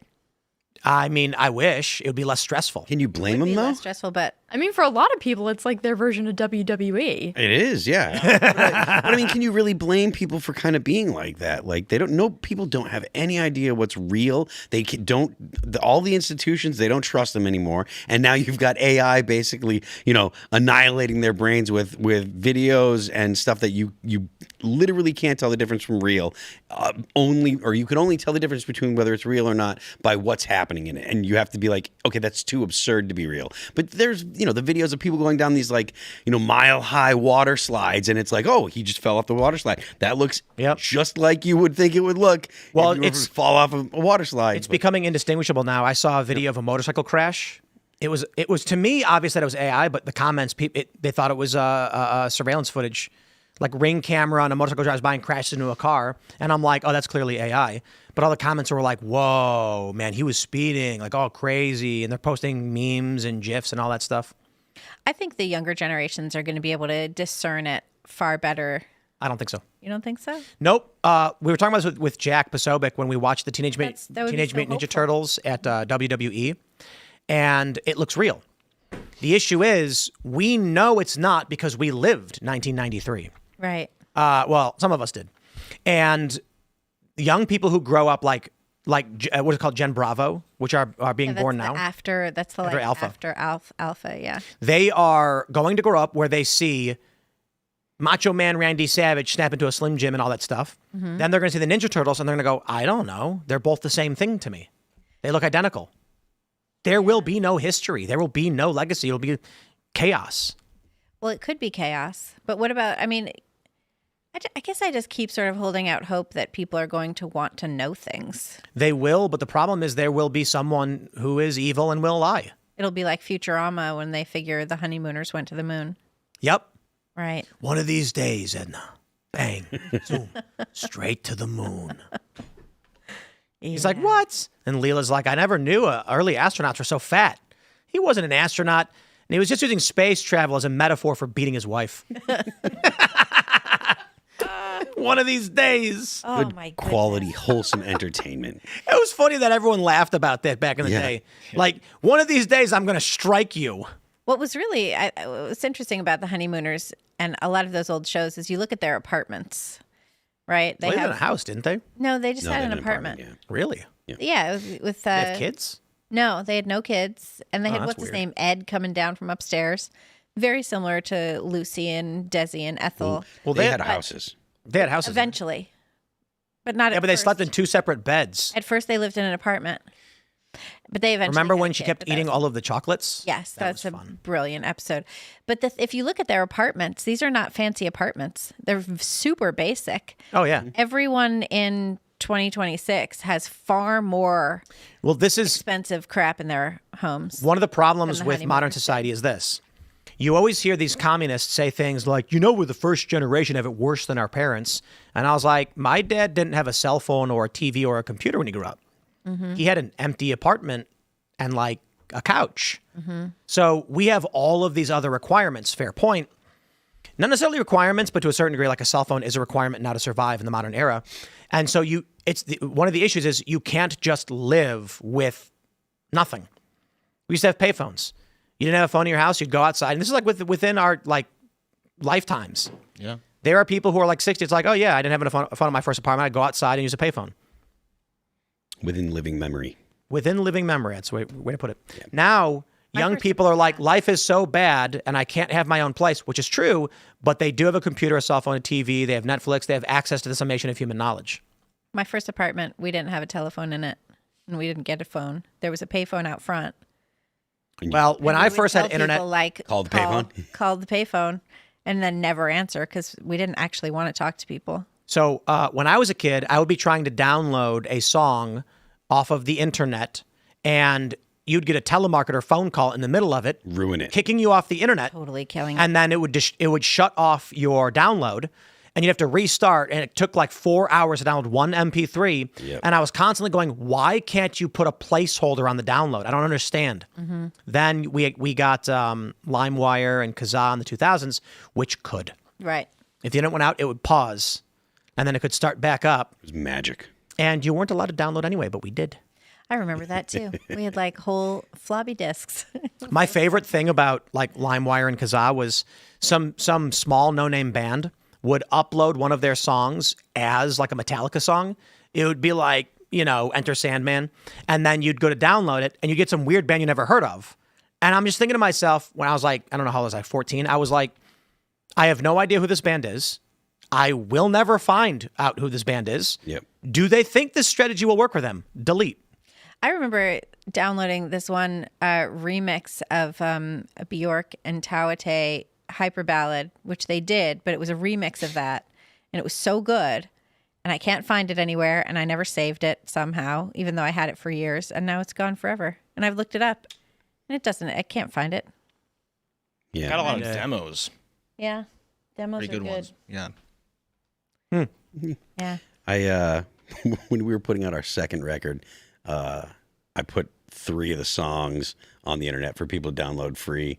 My label got so pissed off. 'Cause Cost that them was money. That was still when people would buy records. Well, a little bit. And I was like, but I browsing wanna the I wanna CD promote section it. at Best Buy. Browsing the CD section Oh, yeah. at Best Buy. Yeah. Back in the day. Man, do malls still exist? They do. Are they a thing? I'm kidding, by the way, but man, they're so barren these days. and there's not a decent record store. Man, you know what we got to do? We got to do my mall store show, like Seamus and I had been talking about for a while. The idea was we wanted to open a store in a mall that was random and just changes all the time.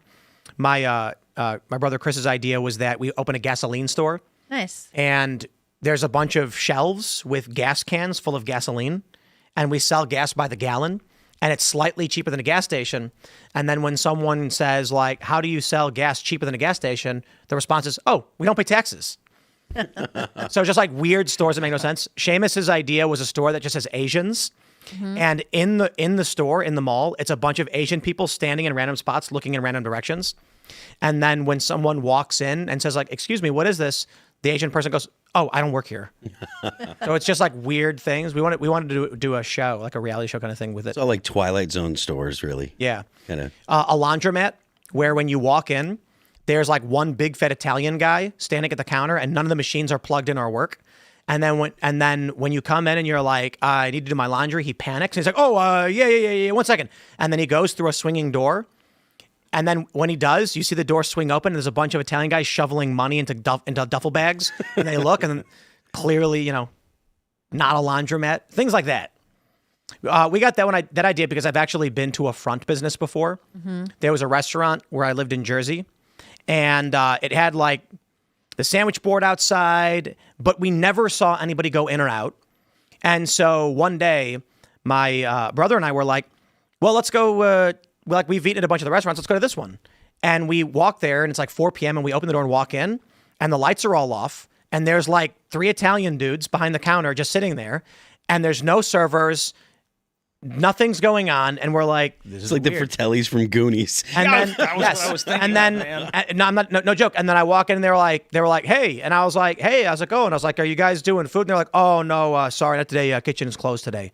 And then I was like, "Oh, kitchen closed today. Hey." And then he was like, and then I was like, "Okay, can I get something to drink?" And they were like, "Yeah, what do you want?" And I was like, "Do you have a Coke?" And then one guy goes, "Yeah, 1 second." Walks in the back. I swear to God, he walked out the back door and walked to a gas station and came back, and he handed me a can of Coke, and he was like $1.50. And then I was like, all right, we're going to go. And I'm like, this is not a real business. Because they constantly would have like, we're open, and nobody would ever go in. I wonder if everyone just kind of knew. Yeah, they're like, don't go in there. They just need a place where they can write things off. That's the New Jersey daycare center. Yeah. Well, at least I'm assuming they weren't scamming the government. We're just trying to clean some drug money or something, huh? They were scamming the government, but it was a different kind of scam. Sure. But I just mean like, I respect the criminal more if it's just ill-gotten gains and not stealing my money. Yeah. You know what I mean? Like, you steal from me, we got a problem. You are selling otherwise less than legal goods. I'm not a fan, but you're not stealing from me. You know what I mean? Yep. You made your money. Undocumented marketplace, we call it. Undocumented, yeah. An undocumented marketplace. Just doesn't have paperwork. Yeah. Let's jump to this let's get this last one. And this one's, my friends, the UK has been conquered. King Charles won't give an address for Easter, but he'll give one for an Islamic holiday. That's great. Yeah. That's great to hear. Assalamu alaikum. Ramadan Mubarak. Ladies and gentlemen, as Muslims across the United Kingdom and the Commonwealth begin preparations to celebrate Eid after fasting for the holy month of Ramadan, I just wanted to convey my heartfelt best wishes. We get it. We don't need to hear it. I think he's converted. I think he's Muslim. That might actually be true. Why don't we see Camilla in hijab, or even better with a burqa? She's like the one. Because they're allowed to lie. If you don't see her face, it's okay. They're allowed to lie. Yeah. They're just allowed to make shit up. Excuse me. Well, yes, I think it does seem like he's converted. And if he was speaking with Muslims, they would say, to prevent chaos and riots, don't overplay your hand. Yeah, and I mean, if they did convert, then he certainly would be treading on thin ice if he were to give an Easter.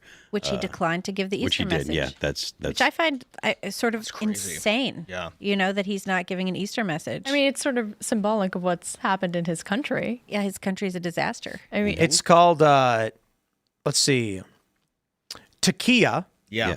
Yeah. It's the Islamic doctrinal concept that permits a Muslim to conceal or deny their faith when facing danger, persecution, or threat of death or harm.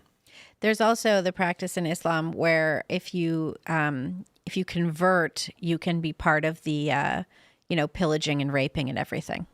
Wait, you can? Yeah, it's like if you convert, then you're allowed to go on conquest.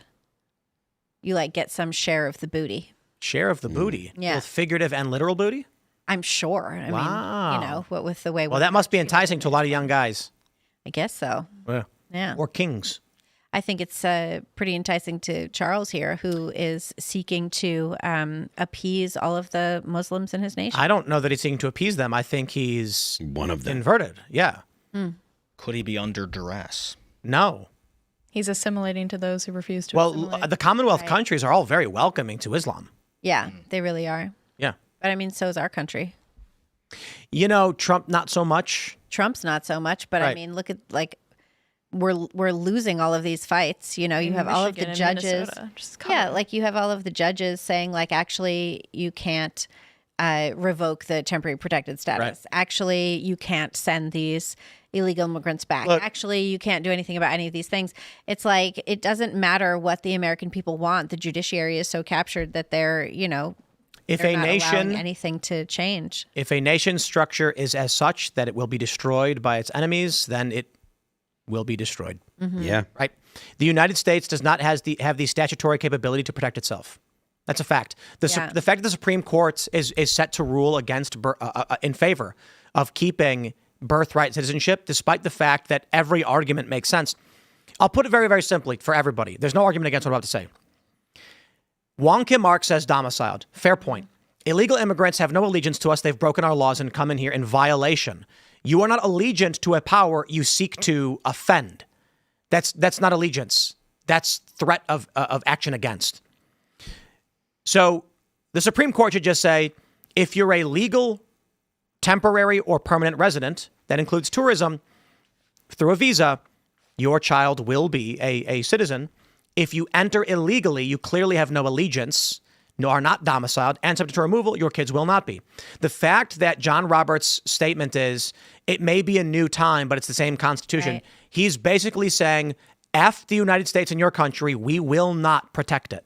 Well, and also Kavanaugh at the end saying to the ACLU's attorney, do you want a big win or do you want a little win? And she was like, I'll take any win. But it seems pretty clear, but listening to the arguments yesterday, that they did not believe that the Solicitor General had any real case to make.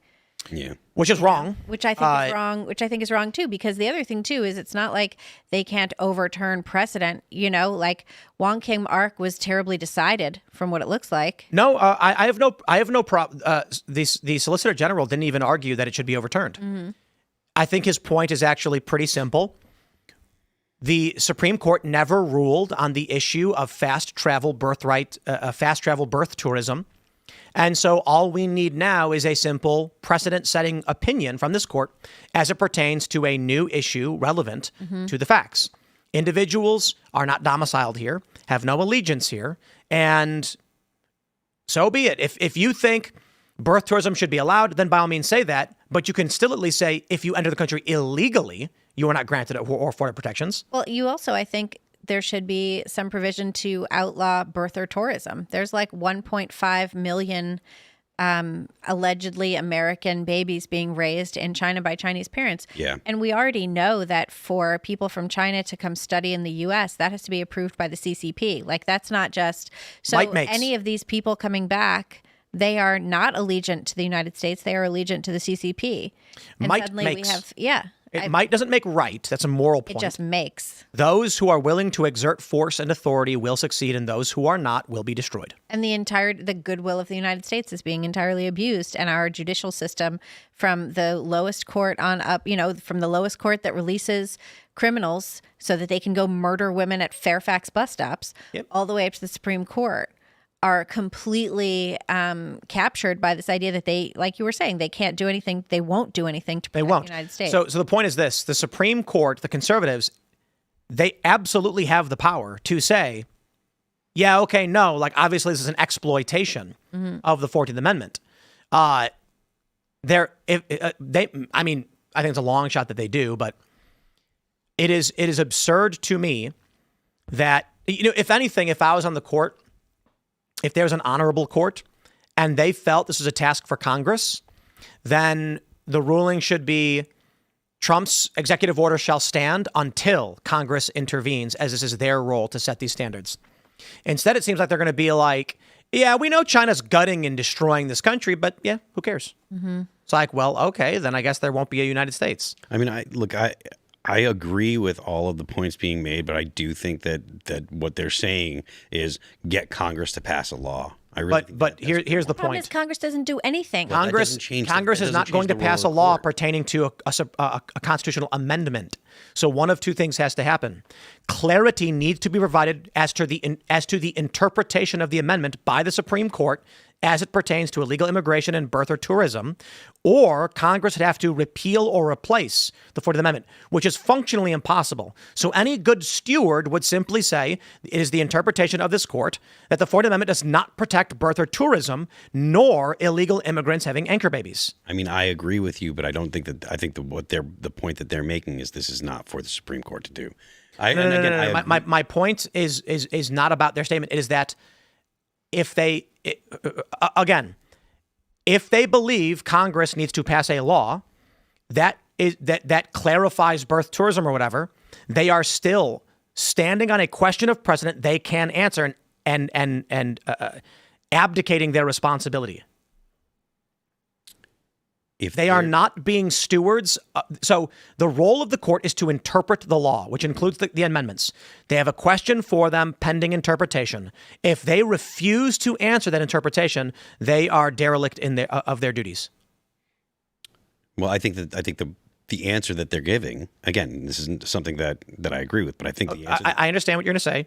The point is, I get it. They are cowards and they're not doing their jobs because they're cowards. There is no legitimate argument that they are making. The claim that Congress must repeal the 14th Amendment is psychotic. The 14th Amendment clearly does not cover birth tourism and anchor babies. The interpretation of the amendment is a duty of the Supreme Court, not Congress. Well, the argument that they're going to make is we are taking the literal understanding of the 14th Amendment. I understand this point you've made 3 times now. Yeah. It does not change that the question of the interpretation of codified law existing passed by Congress and the 14th Amendment is a duty of the courts and not Congress. And again, to say that they will argue otherwise, I agree. And they are lying because they're cowards.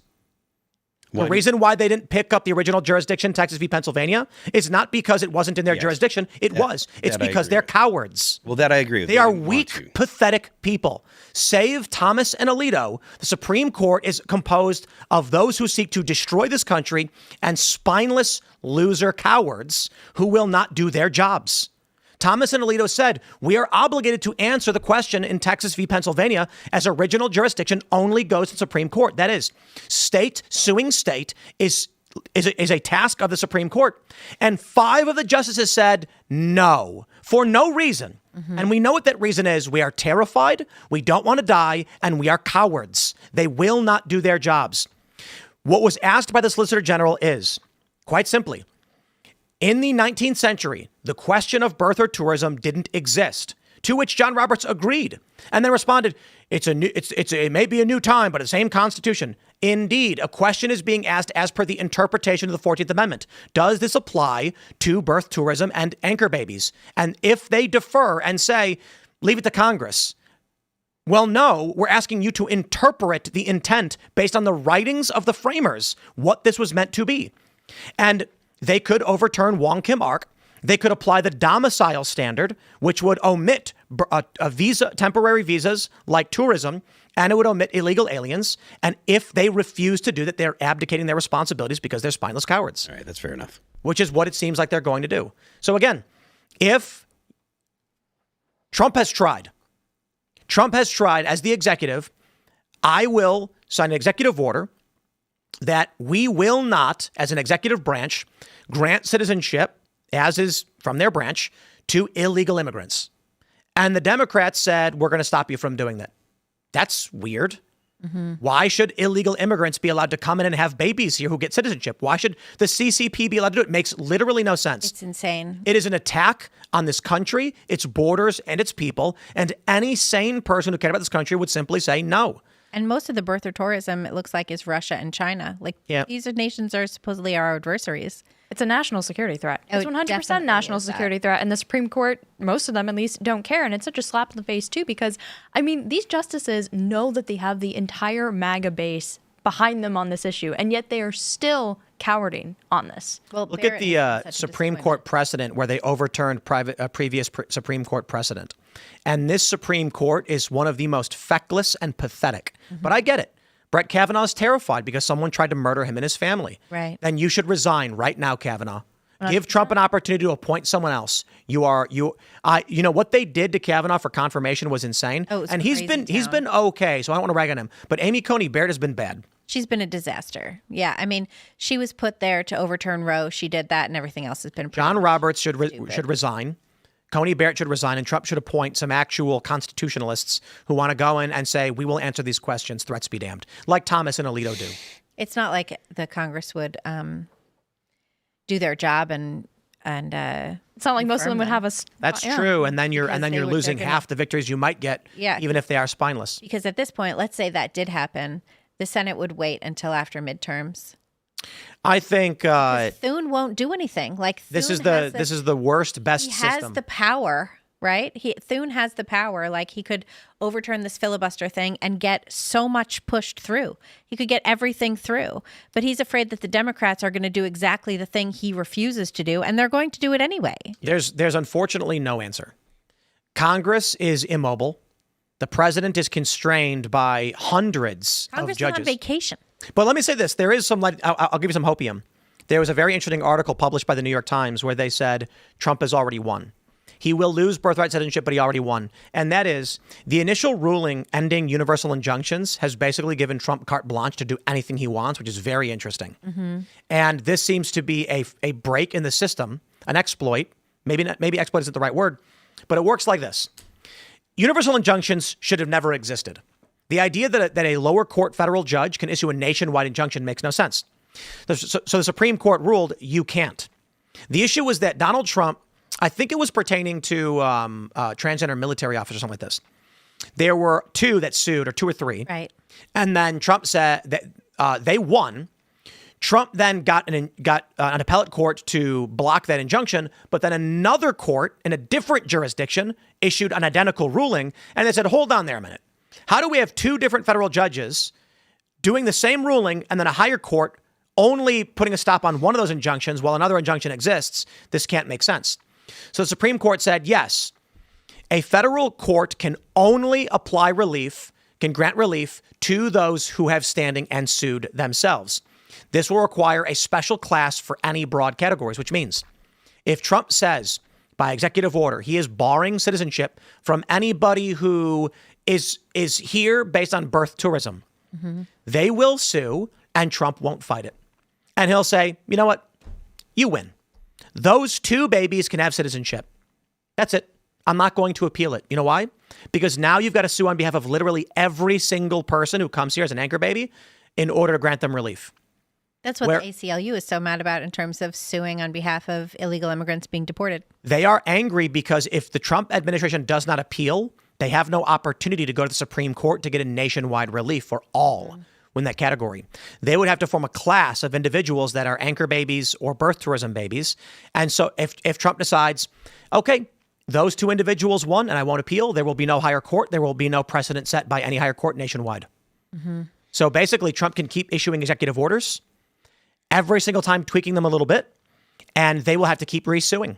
So these two individuals who get relief as birth tourism babies, Trump can issue a new executive order that encompasses them, but it's a different order, and they'll have to sue again. And it'll keep happening. Like Cuomo did with free speech. When he shut down churches, so the court said you have to reopen, he says, okay, and then issued a new executive order shutting down churches again. He can just keep doing it. Yeah, and that was a crazy case too because what was it, like a Jewish leader and a Catholic leader brought that case to the Supreme Court, and the Supreme Court said, for an emergency ruling to open the churches, and the Supreme Court was like, oh, it's moot because they're open now. And they were like, no, it's still not moot. Still not moot. Yeah. That was a crazy ruling. That was so infuriating. I was so angry just living in Brooklyn as a Catholic person. I was just so mad that the Catholic Church complied. I was like, what are you doing? You're seriously denying the Eucharist to everybody because of Cuomo? Like, how does the Catholic Church have no teeth? That was infuriating too. We're going to go to Rumble Rants and Super Chats. Don't forget that uncensored portion of the show is coming up at 10 p.m. at rumble.com/Timcast IRL. But for now, let's grab your comments. We got this from Dark Pines. Says, Tim, uses to buy a Cantina chicken taco at Taco Bell. Also, good riddance, Bondi. Indeed, yesterday we had, or was it 2 days ago? We had a great deal of the Cantina chicken taco. It's the best thing Taco Bell has. It's an actual corn tortilla with, it's better chicken, and it's got cheese melted to it. It is delicious. Taco Bell's great. I love Taco Bell. I don't know what the food is made of. I'd assume some kind of cardboard. It's not even food. It tastes great. You don't have to know. Just enjoy. We're Americans. You just eat it. Just trust them. Yeah. Blave Kaiser says, I actually think the machine state wants low voter turnout again. No more politics as pop culture. I agree. That's another component of this. No more politics as pop culture. We want people watching sports again. And you know what? I almost don't disagree. Like I was saying this before when I was a kid. I was like, I wish people cared about politics. Then they did. And I was like, that was a mistake. There are way too many dumb people. Yeah. Only those who care about politics should be involved in politics. Big Lig says, Phil is right. The Zoomerwaffen are ascendant. No compromise, only victory. P.S. Libby and I are from the same town. Oh, my goodness. Hanover, Massachusetts? Well. How could that be? 507 says, the only time I've ever seen our government come together and agree on anything was when AIPAC had them ban TikTok. There's no unseeing that. Will affect Zoomers forever. There is an unseeing that. Most people don't care, and most people are driven by what makes them popular. So if TikTok starts promoting non-political content, Zoomers are going to completely forget whatever. If TikTok went in the algorithm today and said, we're going to make it so that only videos pertaining to Cass Brew coffee will be seen, you'd have literally every Zoomer drinking Cass Brew and claiming how great it was. There'd be some dissenters, of course, but they wouldn't matter because most of them are just going to fall in line. It's incredibly, well, it'd be good for Cass Brew, but it's disheartening in general, though. And it's not meant to target Zoomers. It's for any generation. It's just that Zoomers are on TikTok. A 3-second attention span. Robbo says, Dan Bongino's podcast is kind of pro-war, or at least the war in Iran, and Crowder, I think, also supports the Iran. Good point. Yeah. Is their argument, or are they essentially just pro-Trump and that's why? Yeah. Yeah. Maybe. Jay Dirtbiker says, best South Park episode is Major Boobage, where they make fun of the movie Heavy Metal and Kenny gets high on cat pee. It's called cheesing because it's fun to do. They had a lot of good ones. When Cartman eats all the skin off the chicken and then goes to the bathroom and thinks he died. That's a good one. I like the dead celebrity one in 2009 when everybody was like dying. Oh, right. Man. Who invented the toilet, but he sat on it the wrong way, like reverse. All right, let's see. Tim, you keep Omega Resetsu says you keep talking about Strauss-out generations and then use the fake marketing markers. A generation is 20 to 25 years according to Strauss-Howe, and post-millennials, Gen Z, are 2008 to 2028 births. Strauss-Howe generational theory isn't about the accepted generations we get. There's a bunch of different interpretations of what generations are, but they're waves because people are born all the time. But, you know, they were calling millennials echo boomers for a while because they were the children of boomers. But that means in between boomers and millennials, you got Gen X. So it's waves. It's, you know. The Strauss-Howe generational theory is not about necessarily just generations of people. It's about how about every 80 years you have 4 seasons by 20-year periods. Indeed. But point taken. The weird thing about boomers and millennials, or boomers, millennials, and Gen X is Gen X and millennials were both children of boomers. Gen X, older boomers, but it's again, it's a wave, meaning right. Like half of Gen X will come from older boomers, but silent generation, and then millennials are almost entirely from boomers and not silent generation. Right, but a ton of Gen Xers are from boomers. In fact, but it's because no. Maybe older boomers. My parents were boomers. Yeah. My parents were boomers too. And my younger brothers are millennials. And they have the same parents as me. It's waves. That's why I'm saying. Yeah. It's not just on and off. Well, they have the same dad and or mom. All right. But they were also boomers, so. Seb says, homestead property tax is not the primary revenue for most of Florida counties. Property tax is not the same as homestead property tax. Carve it out, and it's only about 9 to 15% of the average county budget. Police, fire, roads, and most school budgeted are not dependent on homestead. What's the difference, though? You need to clarify what the difference was. RE3Tard says, was hoping you still did live shows. Happy birthday, Ian. It's my birthday, too. Jesse Dalba claims to have been deplatformed and debanked like Fuentes. He has a give, send, go. Jesse Dalba, biker YouTuber. We do live shows. We're planning some. We're trying to figure out how we're going to do it, but there's some stuff always in the works. Visited the Casper location in Martinsburg today, and it's nearly complete. But these things always take a lot longer. And I will say, surprisingly, as it took us years and we eventually gave up on trying to do it ourselves, we teamed up with Mamba Collectibles, and John, shout out, who is making it all work now, has gotten it nearly to the point of opening, and it's just basically about to open. It's amazing inside. I'm super excited. Going to be sandwiches. That's right. And ice cream. Ice cream. And there's a little play area for kids. Really? You're going to have ice cream? You should serve my favorite, my house confection that I make. What's that? Sure. It's Whipperdoodles. Whipperdoodles. Whipperdoodles. I don't even know what that is. It's chocolate chip cookies with whipped cream in the middle, frozen. It's better than ice cream because... I don't believe you. Okay. Ice cream is spectacular. It's lighter than ice cream. It's whipped cream. It's frozen whipped cream. Oh. Okay. I had a really whipped cream, great not dessert. Cool Whip. Not Cool Whip. No, Okay, homemade yeah, whipped thank you. cream. Okay. Very. There was a thing Vanilla that was and- we had at a family, I think it was Christmas, where it was basically like lightly sweetened whipped cream with like thin chocolate wafers, making this very light dessert that was delicious.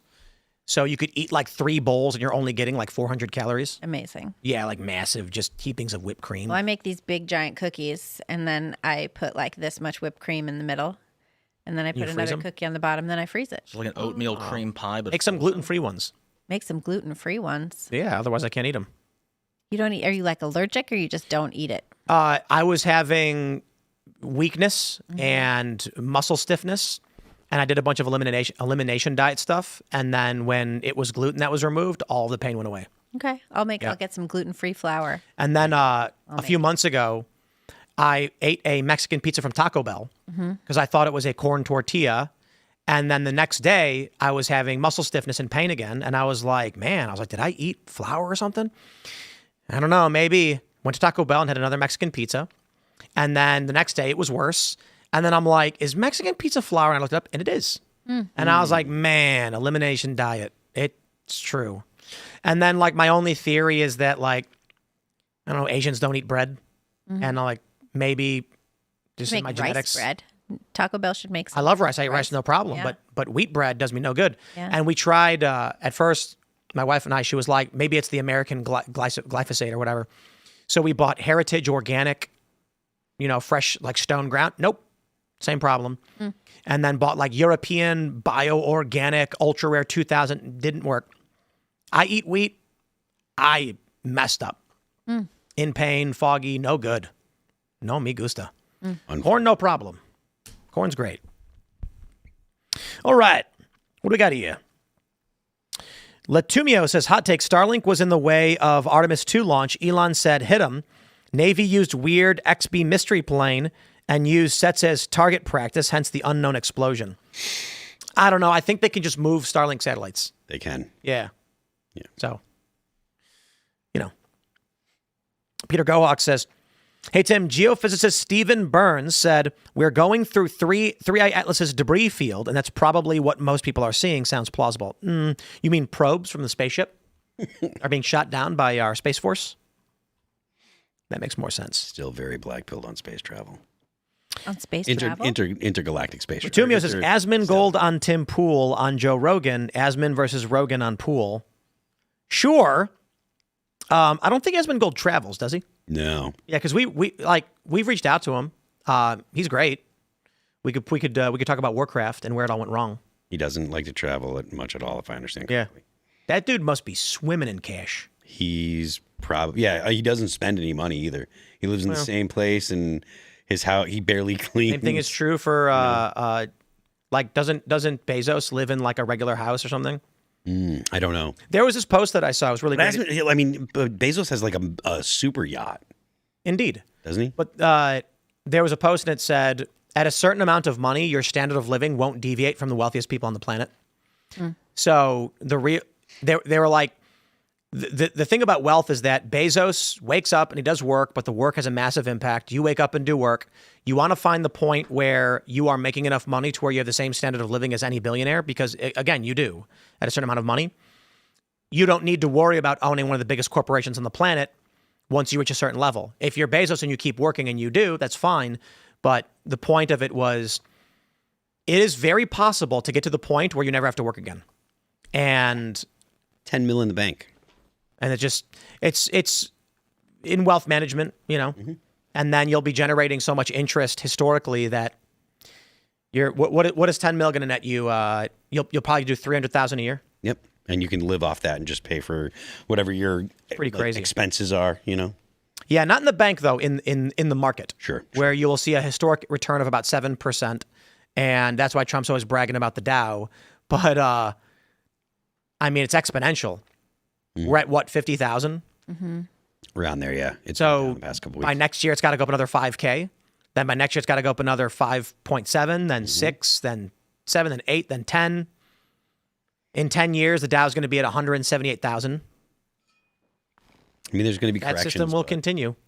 There's going to be corrections, but, Yeah, but even it's funny, if you didn't touch your portfolio in 2008 when it crashed, you had recovered by 4 years. Yeah. Yeah, it's like it was going up and crashed, and then it was like, whoop. So the people who panicked, they lost everything. People who just said, whatever. Just don't sell. Well, you can't panic when the stock market goes down. You just got to hang on. Otherwise, you lose everything. Yeah. Indeed. All right, everybody, we're going to that uncensored portion of the show over at rumble.com/Timcast IRL, where we will say naughty words and make jokes that are not so family friendly.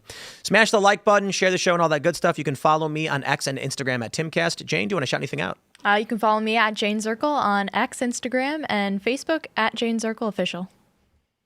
There you go. I'm Libby Emmons. You can find me on Twitter at Libby Emmons. And also, you can check out my podcast, The Pod Millennial. You can find it all the places where you get podcasts and also at thepodmillennial.com. I am Phil That Remains on Twix. You can check out some of the things that I've been writing on Patreon. That is patreon.com/Phil That Remains. The band is All That Remains. We're going on tour. We're going to be going out with Born of Osiris and Dead Eyes. We start April 29th in Albany. We'll be going through the end of May. You can get tickets for that at allthatremainsonline.com. You can check out the band's music at Apple Music, Amazon Music, Pandora, YouTube, Spotify, and Deezer. Don't forget the left lane is for crime. Carter. I'm Carter Banks. You can find me everywhere at Carter Banks and everywhere else at Carter Banks Official. Follow our label at Trash House Records. And also, happy birthday to Ian Crossland, who is not here tonight because it's his birthday. He'll be back tomorrow. Is that really why? I don't know. Maybe. We will see you all over at rumble.com/Timcast IRL in about 30 seconds. Thanks for hanging out.